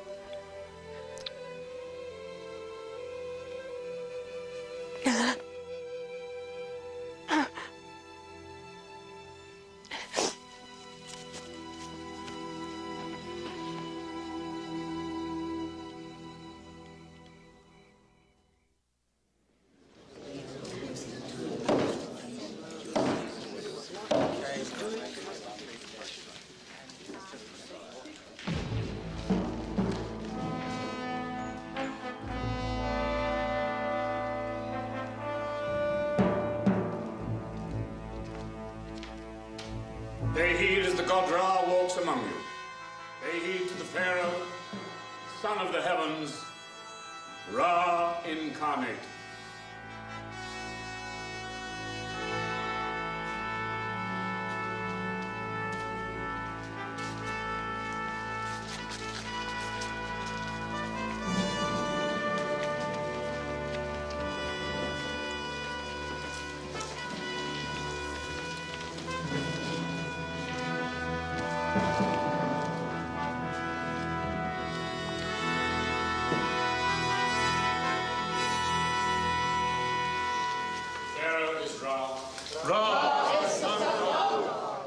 As the god Ra fills the heavens with the sun, so the Pharaoh Ra on earth does the same here below. Potiphar, the gods must be blinding you. A fool can see I shed no light. The Pharaoh is not well. Physician, attend the god on earth. It's not my body that ails. If you knew your signs, Vizier, you'd see it's my heart that weighs me down. I'm beginning to wonder if you know your art. If the Pharaoh is in pain, then let him speak of it, and the answer will be his.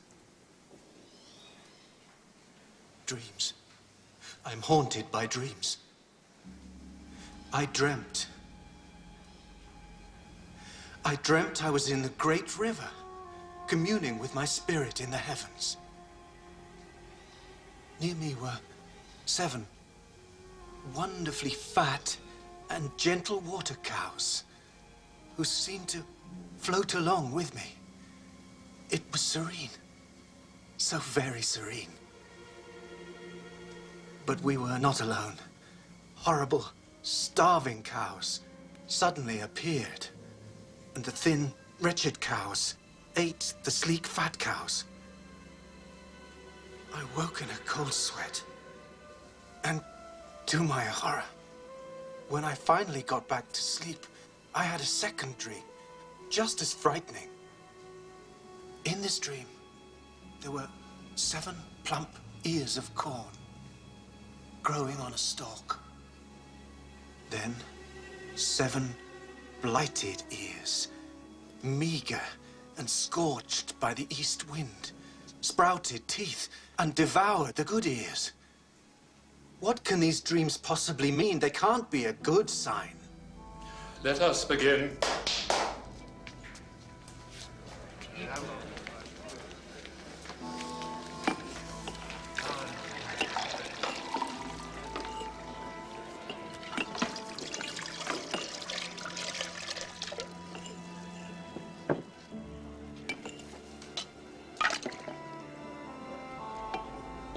A cup of wine.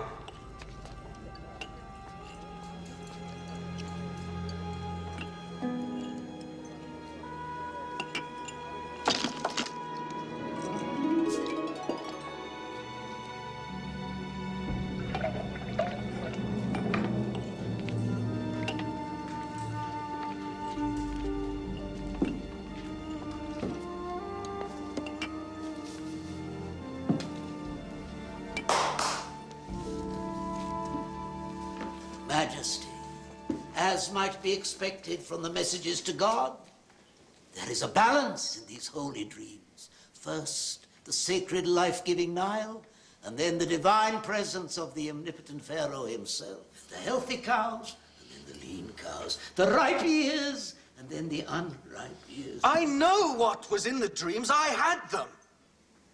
Your job is to tell me what they mean. We do not know, Majesty.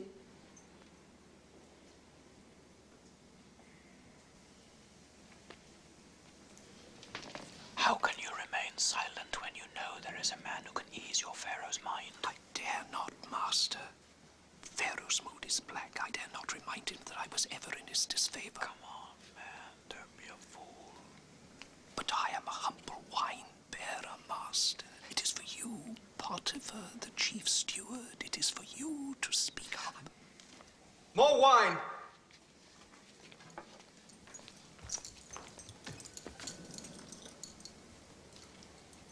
May I speak with you, Pharaoh? Only so others may not hear.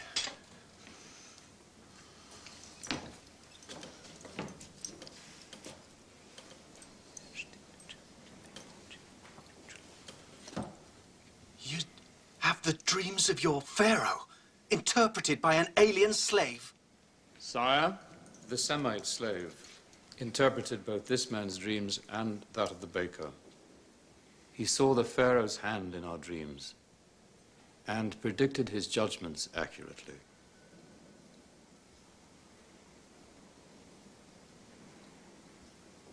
Well, this slave of yours, how is he called? Josef, sire. Bring me Joseph, the Semite from the dungeon, and tell him nothing about my dreams.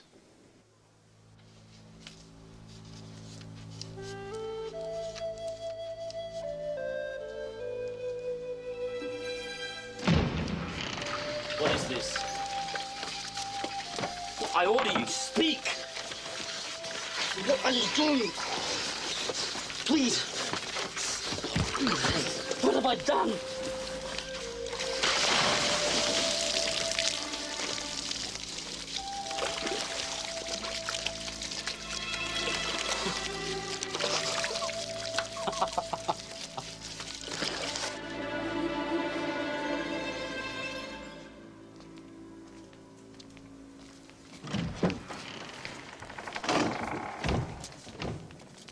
Lie prostrate, quick. I cannot. You know that. You what? Truly, the Pharaoh is greatness itself. But, sire, my faith decrees I can kneel only before God himself, even on pain of death.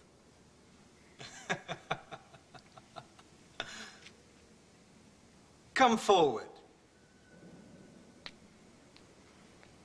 Take heed, magicians.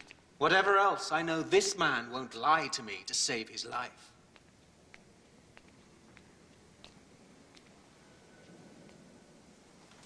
Look upon my face. But surely, great Pharaoh, this is forbidden. Only to people who know I'm God. Since you hold some primitive being in high regard, I expect that you can look upon me without burning up. Try it.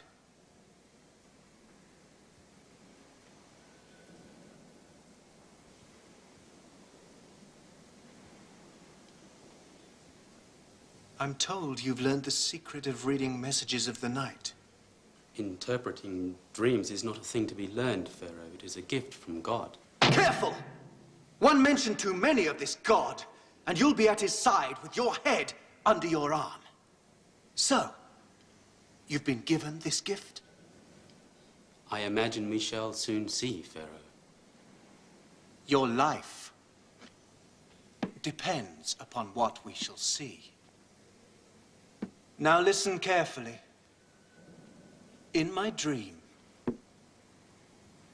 there were 7 cows, fat and sleek, and they grazed peacefully. He's a very beautiful boy. Yes, he is. Do you know what his crime was?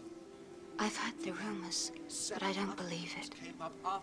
He doesn't strike me as a fool.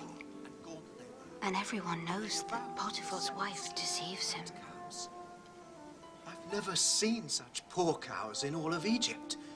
But it was impossible to tell they had eaten the fat cows, for they looked as wretched as ever. Was there a second dream? We have told him nothing, sire. Yes. In the second dream, there were 7 ears of grain, beautifully ripe. Then sprouting up behind them were 7 withered ears of grain, which devoured the ripe ones.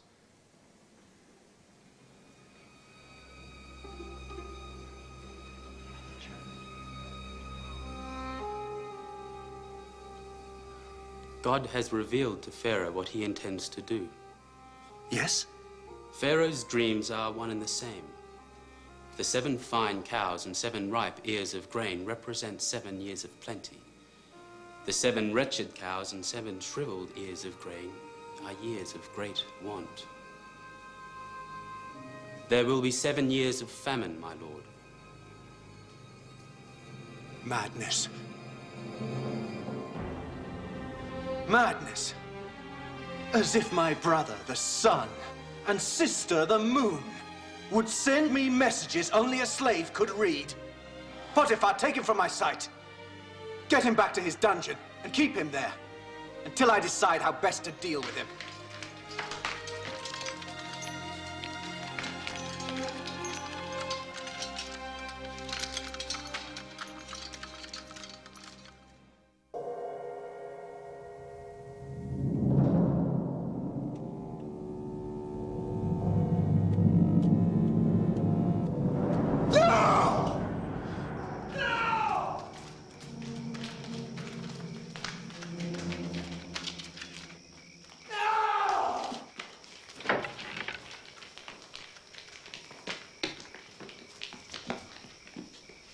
Husband, another dream to ruin all our sleep?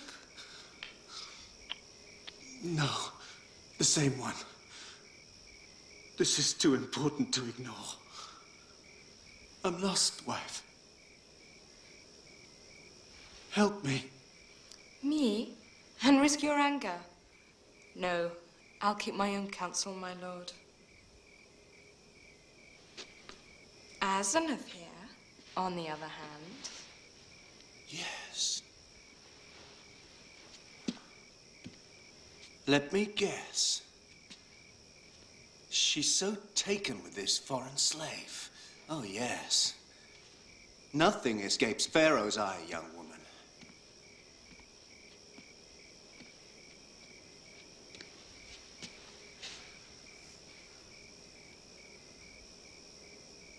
She thinks she has the answer.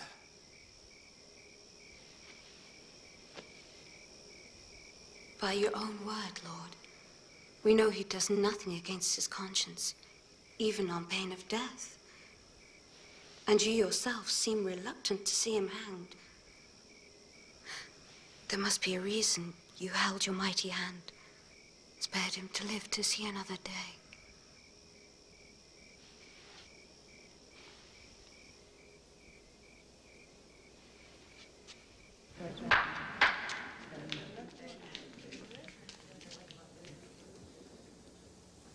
I've thought long and hard of your reading of my messages.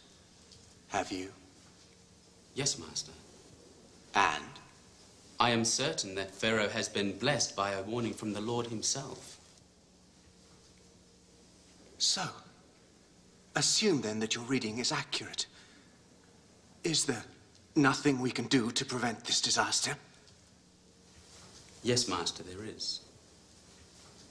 How? Pharaoh must select a wise and honest man and set him above the land of Egypt. He must see that Pharaoh's overseers collect 1/5 of all that is produced during the years of plenty and store it for use during the years of famine. In that way, Egypt will not be destroyed by the drought. Impossible! Storing 7 years of grain. It's impossible. Is there no other way to avert disaster?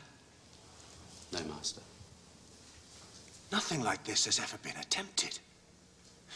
So, 1/5 of all the harvest would be entrusted to Pharaoh. Yes, Master. All Egypt would be required to pay you this tribute.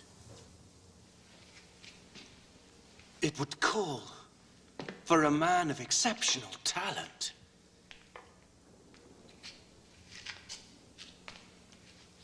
That excludes each of you.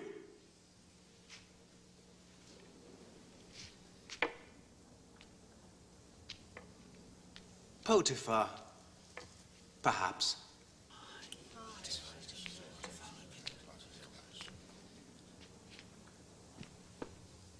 The answer is obvious. There could be no better man for this job than this man himself.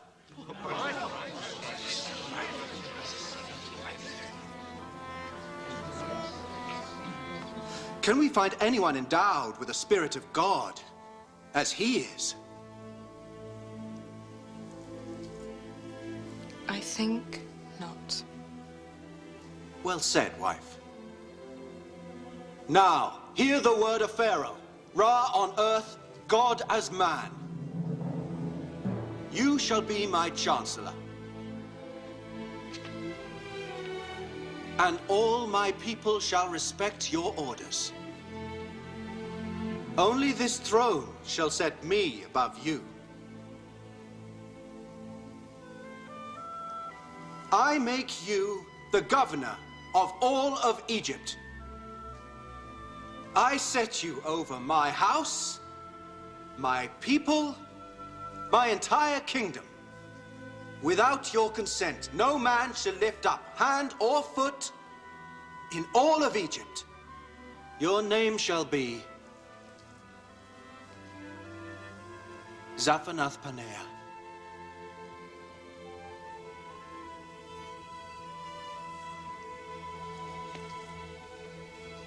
And this fine woman shall be your wife.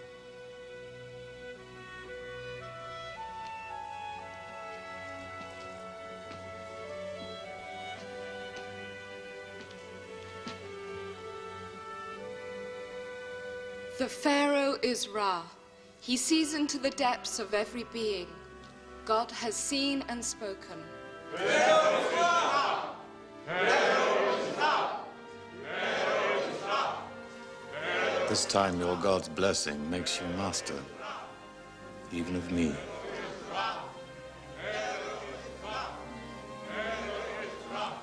I trust you'll treat me kindly.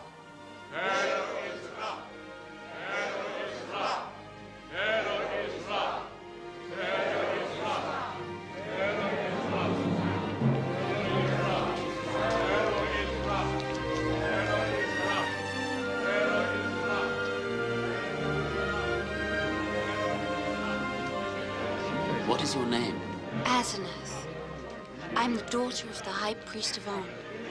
Excuse me, but what is my name? My new name? I have forgotten it. Zaphanath Paneah. Zaphanath Paneah. What does it mean? The Savior. Am I pleasing to you? Yes, yes. Greatly.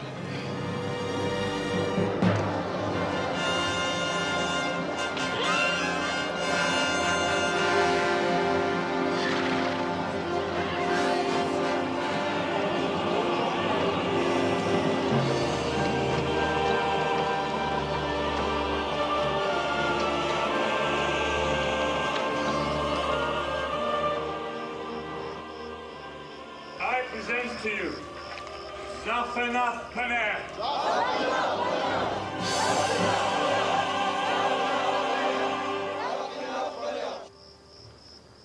If you will permit me, Joseph, I'm sorry, Zaphanath Paneah. In this great task, you'll need someone at your side, as you were once at mine.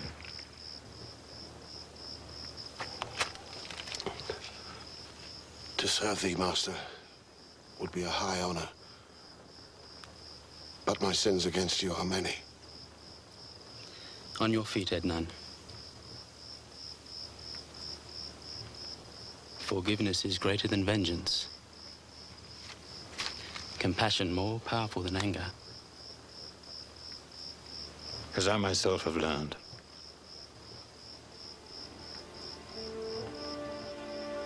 May your God watch over you. Like all Egypt. My life depends on it. Go now. Go.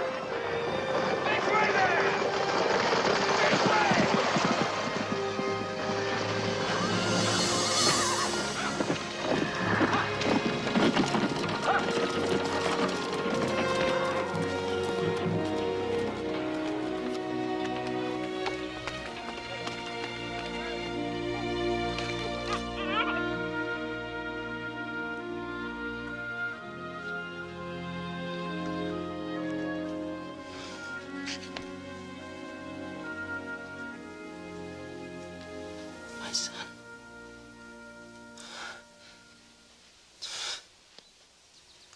How fortunate a child to have so beautiful a mother.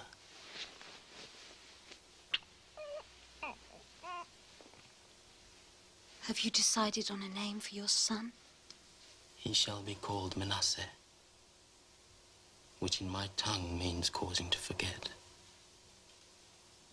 And God has made me forget my hardship. I doubt that you've forgotten the house of your father, Joseph. Jacob would be pleased to learn his son has become the second most powerful man in the world. And your beloved brother Benjamin would be pleased as well. I wonder what sort of a man Benjamin has become. Perhaps he too has a son. But it's not for me to know. Not yet. God in his own good time will decide.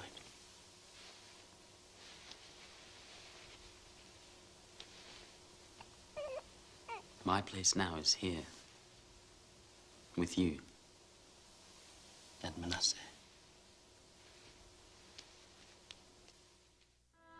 Manasseh! Ephraim! Ready?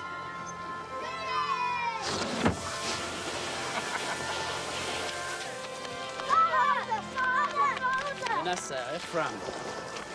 You should be learning the ciphers.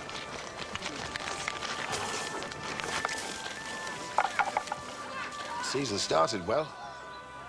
The Nile flooded, but the rains didn't last long enough. If it goes on like this, there'll be no crop to speak of this year.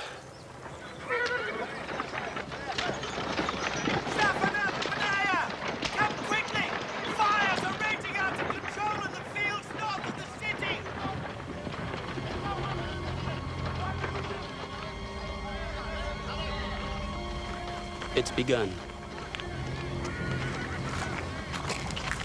As God promised.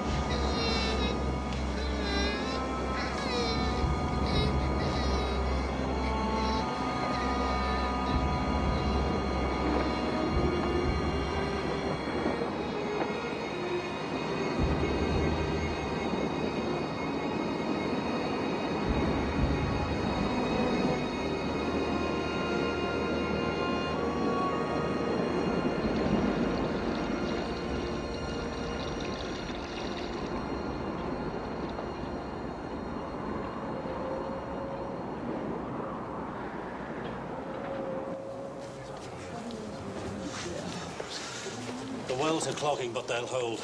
And for a while, at any rate, there'll be water to drink. But the grain runs low. 2, maybe 3 phases of the moon, and we'll be forced to eat the animals instead of feeding them. Once they are gone, Father. And without grain for us, and the animals. Starvation kills us all. Unless... Well, Hira, my old friend and ally, says that the reports of vast stocks of grain and fodder in Egypt are true. It is all well and good for the Egyptians, but why should they care what happens to us? They don't. But according to Hira, they do care what happens to our money. He's already sent his caravan laden with silver and loom work to trade. As if an Egyptian trader can be trusted. It's not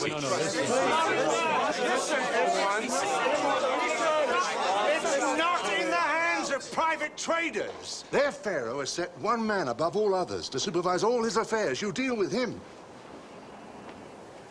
We're not people who measure our wealth in silver. We can't carry fields to Egypt. The animals would die before we got there. We'd better move eastward. Asher, don't interrupt. Over the years, the tribe has earned some silver and gold. I've kept it because I believe that one day God would show us a use for it. Could there be a better use than this? No, I think not. But it's a long trek, and the roads are filled with thieves. Which is why you must all go. Properly armed, you'll find there's safety in numbers. All of us? And who will tend to things here? There'll be nothing to tend if you don't go. All of you. Except for Benjamin. But, Father... Enough. You're the last link to Rachel left. I will not see you lost as I did Joseph. Prepare the animals. You leave at nightfall. I'll give you the silver then.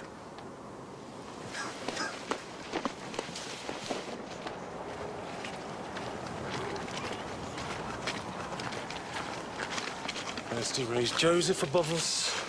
Now, Benjamin, and so be it. We'll not tease God a second time.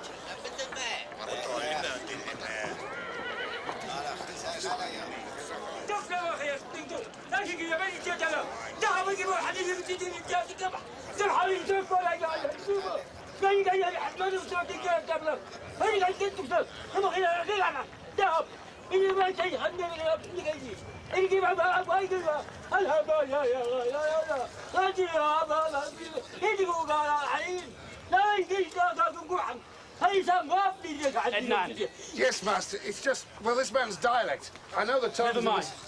Give him what he needs.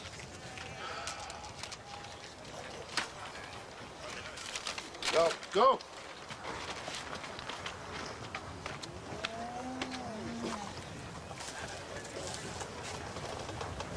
Are you well, Zephanath Benaiah? They're here. I'm sure they're here. Who? My brothers. Your brothers? The ones in Canaanite dress. What should I do, Master? Bring them to me.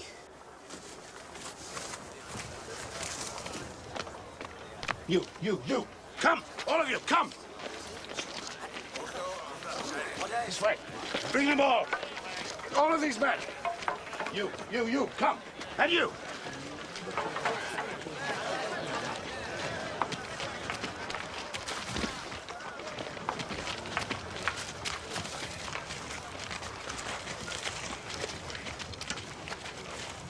Lift your heads. Look upon your master.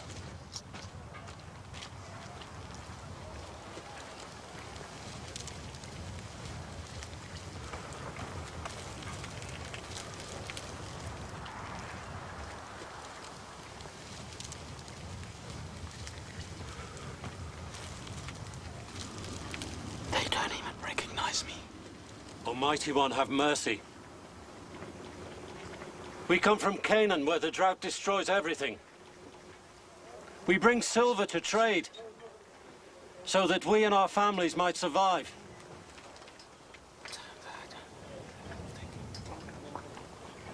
Your master, Zephanath Benaiah. Ask why your Canaanite gods do not provide for your needs.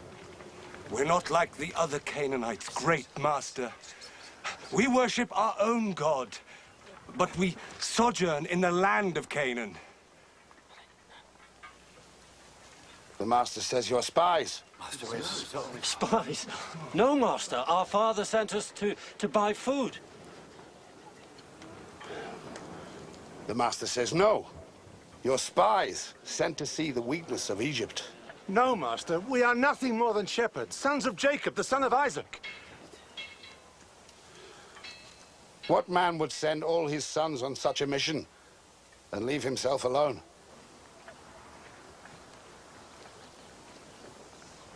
What you see are not all his sons. One other, the youngest. He is called Benjamin, remains with our father.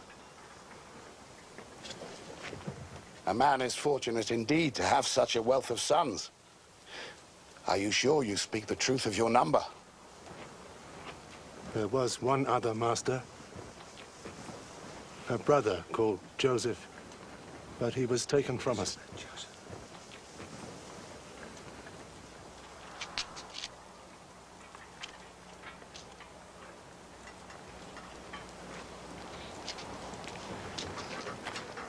What enemy would send 10 brothers as spies? 1 or 2, perhaps, but 10? Take them! Now! Take them!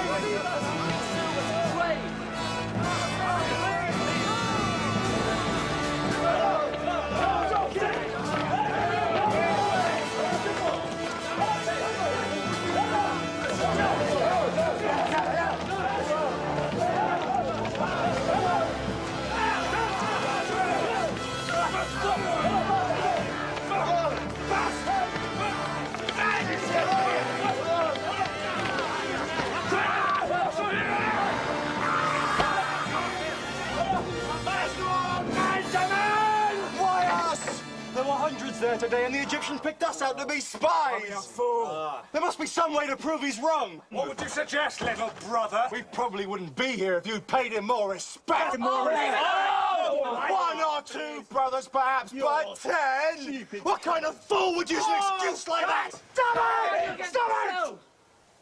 Arguing won't get us out of here. Then what will? Not what, but who? God. Is this his final punishment for what we did? God! Now we know how Joseph must have felt when we threw him down the well. No, yes. right! We have each other. You left him alone. We put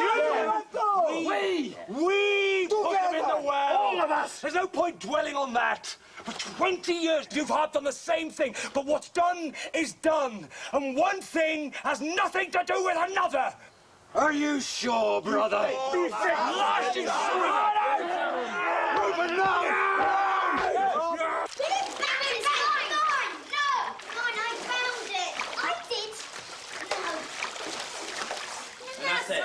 Ephraim.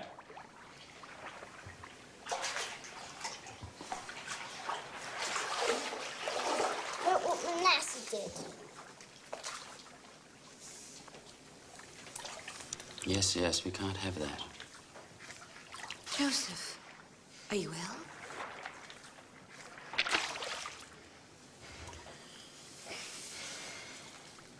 Then what is it?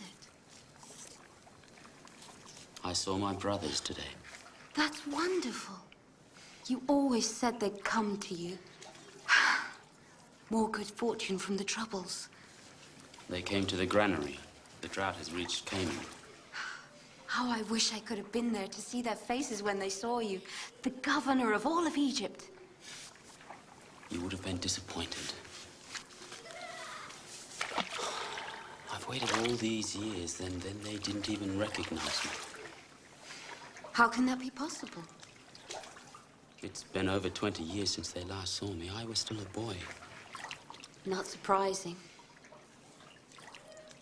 Where are they now? In the prison.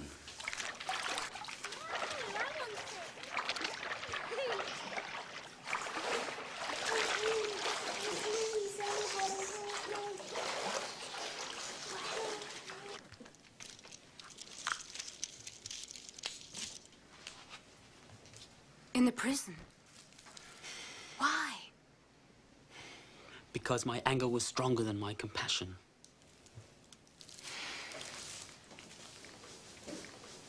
And what will you do with them?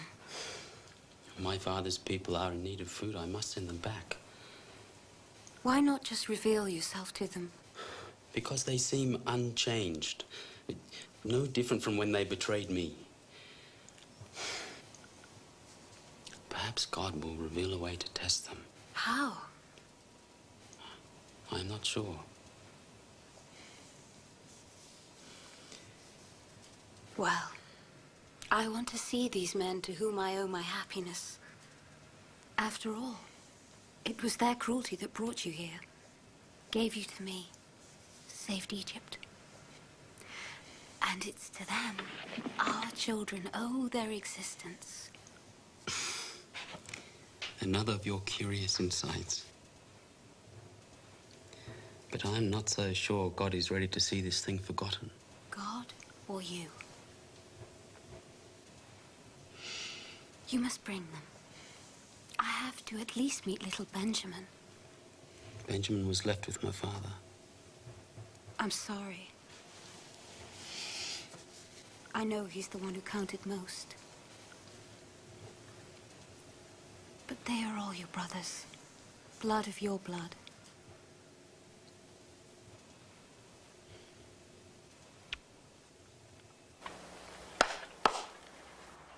Your master, Zaphanath-Paneah, will allow you to buy the grain you need to feed your people. These sacks have provisions for your journey, but the accusations against you still stand. Evidence that your story is true, and you're not spies, will depend upon proof of the existence of the one missing brother. But your master, Zaphanath-Paneah, is a merciful man. Thus, he will keep only one of you here. He will be released when the rest of you return from Canaan with that brother. You wish us to return to our father? Then journey once again to Egypt? Yes, with the missing brother. That one shall remain with us. No! No! No! Now go! Leave!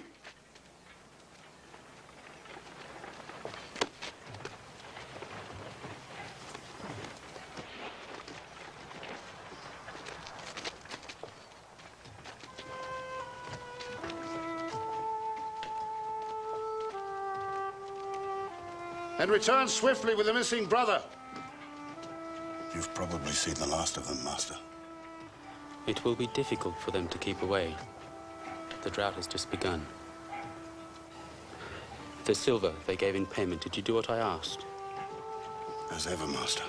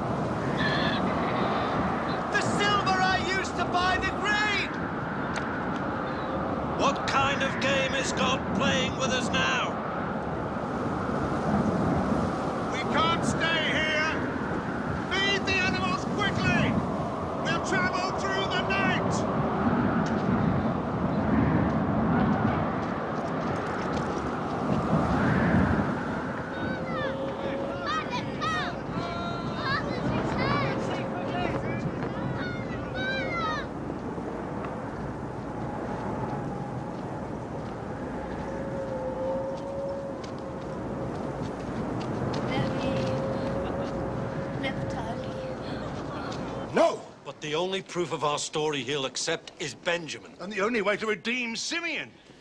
But after that, he promises we can trade freely in Egypt. The grain is abundant, the best quality.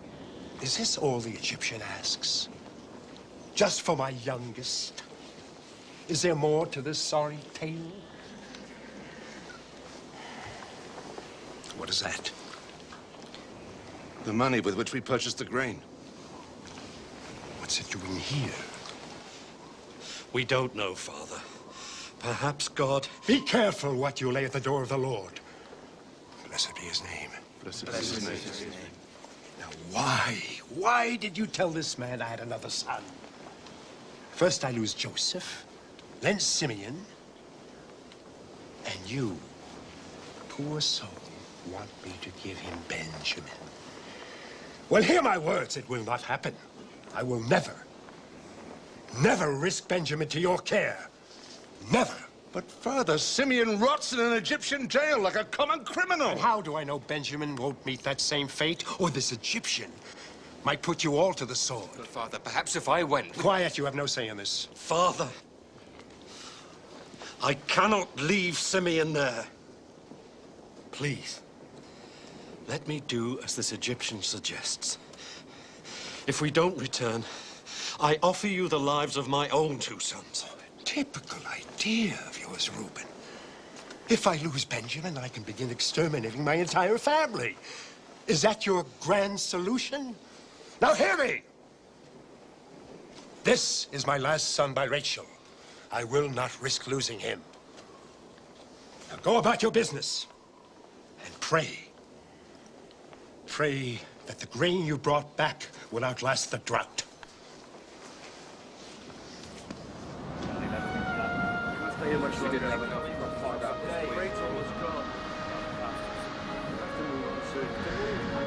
Nowhere to go, Father.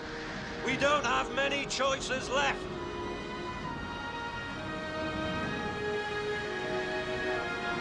You know my mind in this matter. We will not talk of it again. Another month and we'll not talk of anything. Soon we will all die, and the line started by Abraham will have vanished. And what would you have me do? Listen for once. Think about what God promised you. Then listen to your sons and see if what they have to say doesn't make sense. Unless you want to see us all die, because you're too frightened to trust God. What is this to do with trusting God? Isn't it obvious? He's left you only one way out. One road to our survival. And it leads through Egypt. Egypt is our only salvation, Jacob.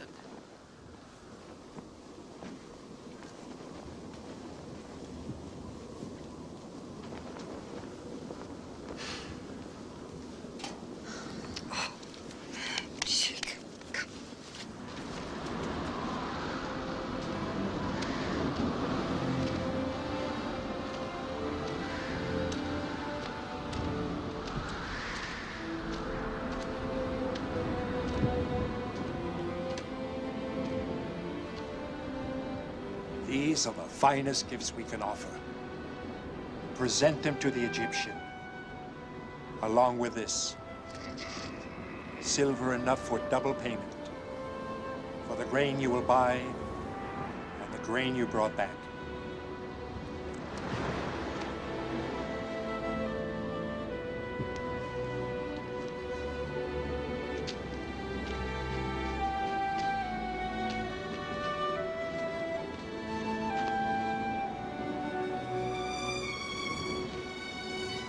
Have an easy mind, Father.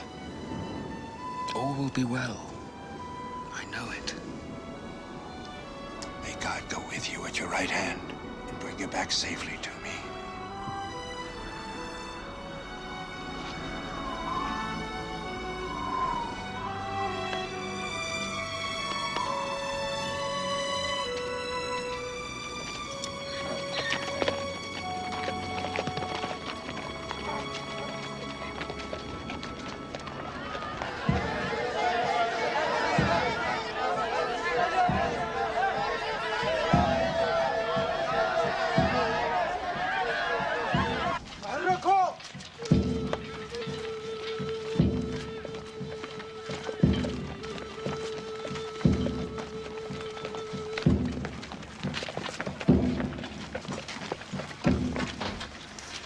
Why have we been brought here?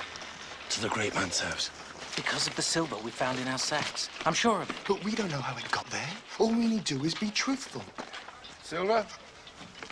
What silver? I know I received payment for your grain. But we had money in our grain nonetheless. Here, we offer double repayment. You owe us nothing. Whatever you found must be a gift from that god of yours. Master, our other brother, Simeon. He's in health? Alive, you mean?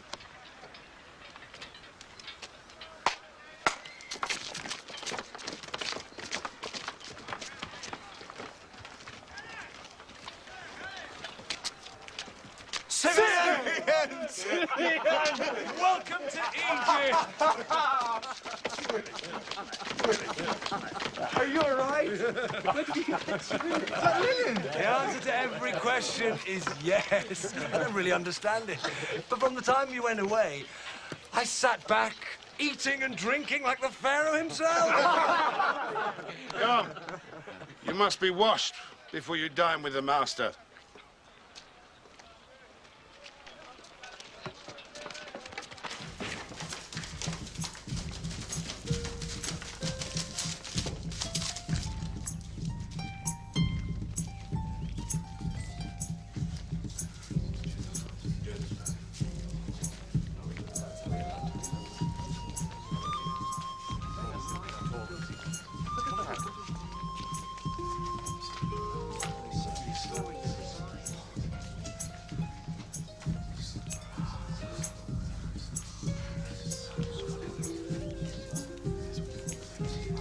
You will sit here.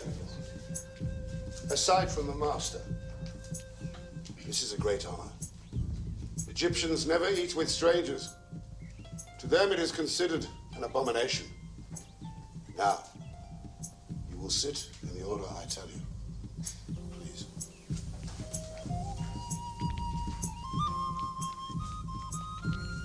Benjamin, you will sit here. So, that's Benjamin. A handsome young man, if ever I saw one.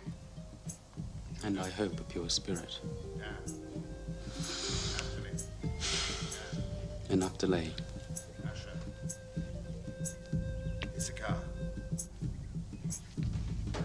Zebulun.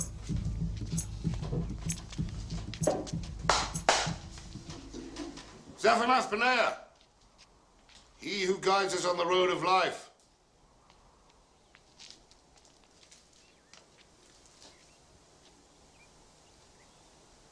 Lift up your heads.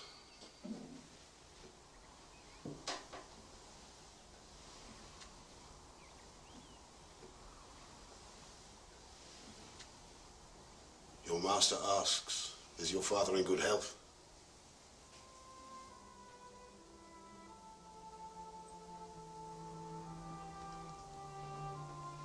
Yes, master. And he sends you these gifts as homage.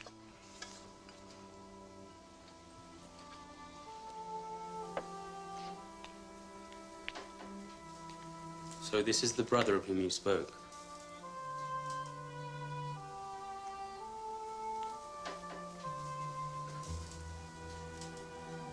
What is your name? I am Benjamin, master. How is it, master, that you come to speak our tongue? Have you been to our land?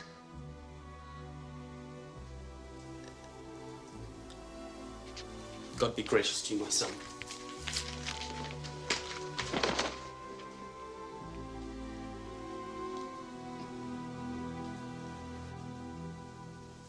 Was I wrong to ask the master how he came to speak our tongue? The master has traveled widely. He understands a great deal. Look. We're sitting according to the order of our birth. Reuben and Simeon, Levi, Judah, Dan, Naphtali, Gad and Asher, Issachar, Zebulun. Finally me. I divined the order of your birth by looking into my magic cup.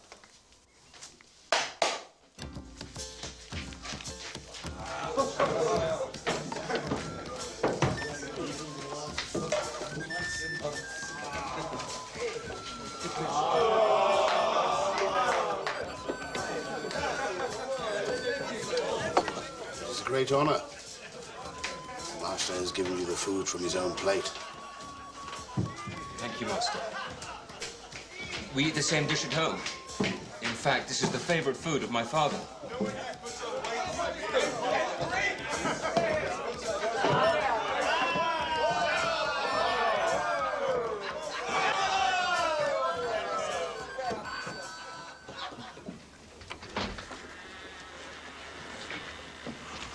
Oh, I could have done with a little more sleep.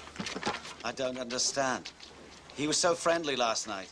Yet this morning he has us roused from our beds before the cock crows and sends us on our way. Look, our asses are already loaded down with grain.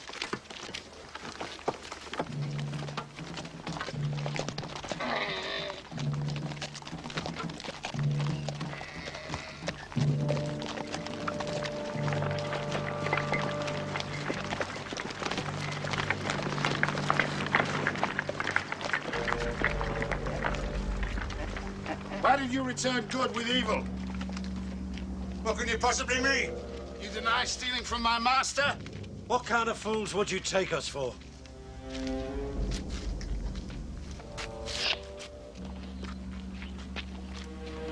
This.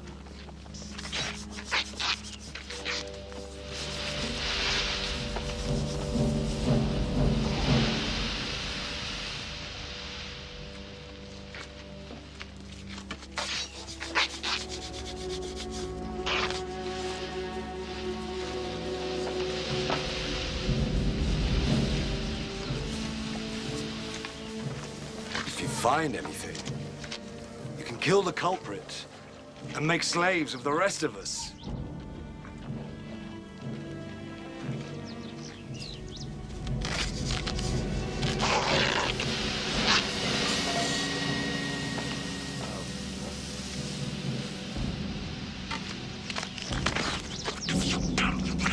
Fool! Have you taken leave of your senses? Why did you do such a wicked thing? Master, we have done nothing. Then how do you explain it? God is punishing us for a crime we committed many years ago. It seems he wants us all to taste the bitterness of slavery. For surely we are all your slaves now.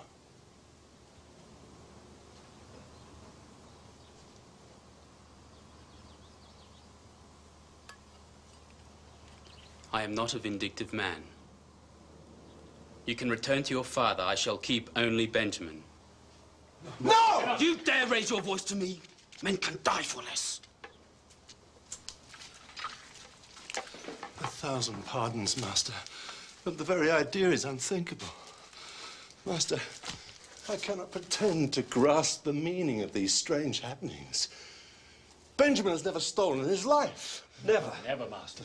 And he's too clever to take a cherished and unique object from a man as powerful as you. Nor do I know how the money got into our sacks on our previous trip. Perhaps it was all the work of God. Master, please, spare the life of Benjamin, beloved son of our father's old age. Losing Benjamin would kill our old father, whom we have already wounded deeply.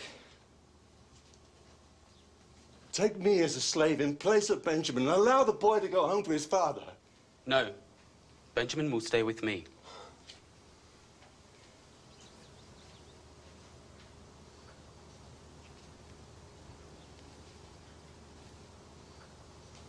No!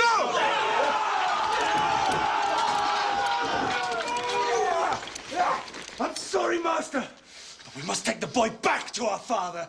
Or die in the attempt. You would rather die 1,000 times than see such pain in our father's eyes again. Live another 20 years of wretched cowardice.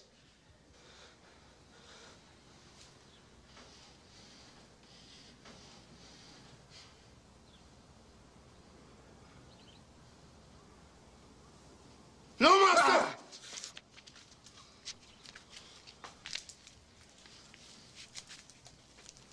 So you are now ready to sacrifice your lives for one of your brothers?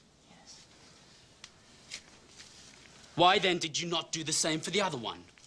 The one you said died when in truth you yourselves sold him into slavery. You know about Joseph? How? Because he's alive. Alive? What? He's here in this palace.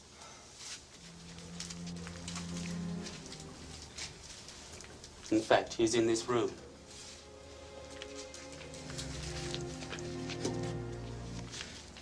Leave us. I said leave us. Get out!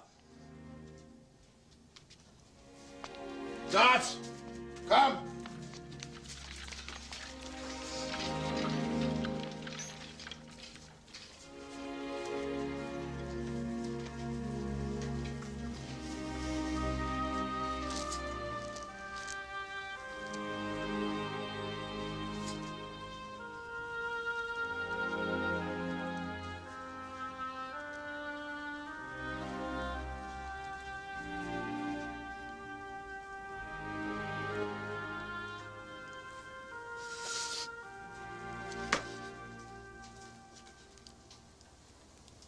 I am Joseph.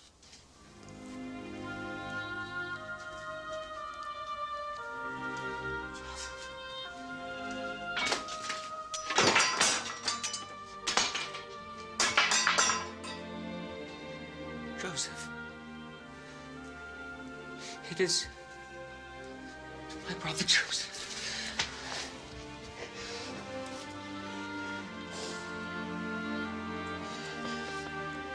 Yes, it is I. But be at peace.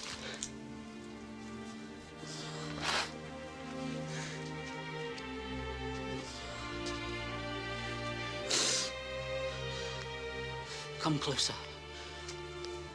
Don't be afraid. I will not harm you. Am I to take the place of God? Joseph. It is not for me to punish you.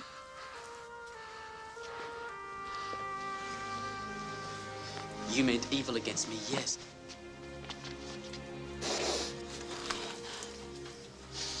But God meant it for good. To bring it about that many people should be kept alive as they are today.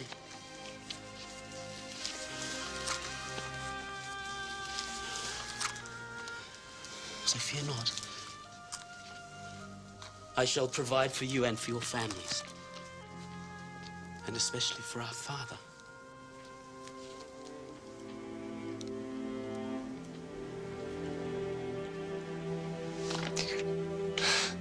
I am most to blame.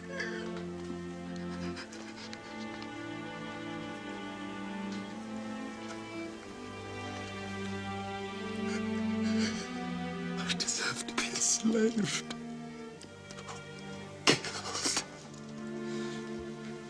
No. My brother. I shall not kill you. That is not the lesson the Lord, blessed be his name, has put before us. Perhaps we have learned the meaning of brotherhood, of family, and that wherever we may go, no matter how God's plan separates us, we must always be true to one another. To be family.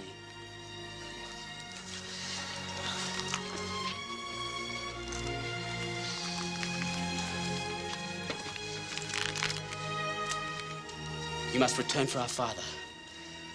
Tell him of what I have achieved and move him here with all your belongings. I want you near me in the land of Goshen so I may provide for you during the remaining years of the famine.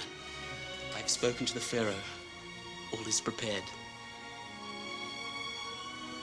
Come to me. Come to me. I'm your brother. I am Joseph.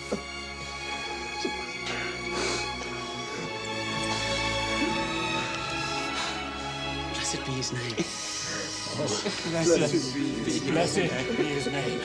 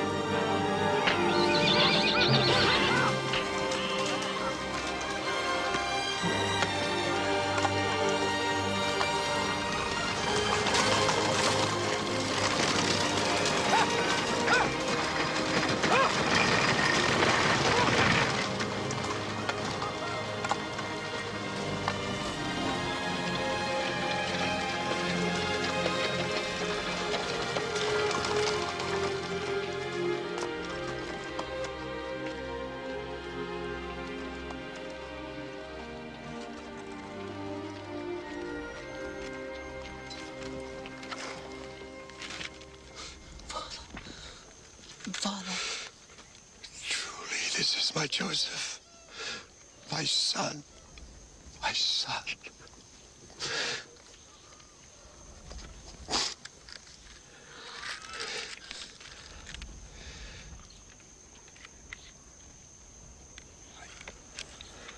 I did not think to ever see your face again.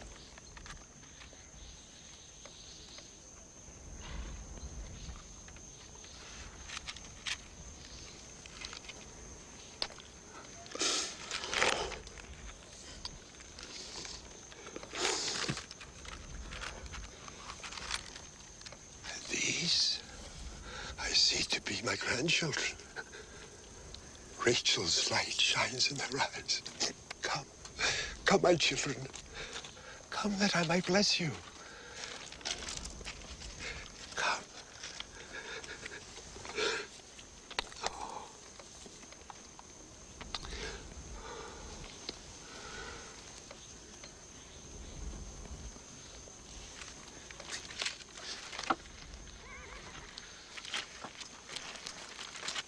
I'm indeed blessed that I have again held you in my arms and laid eyes upon your sons.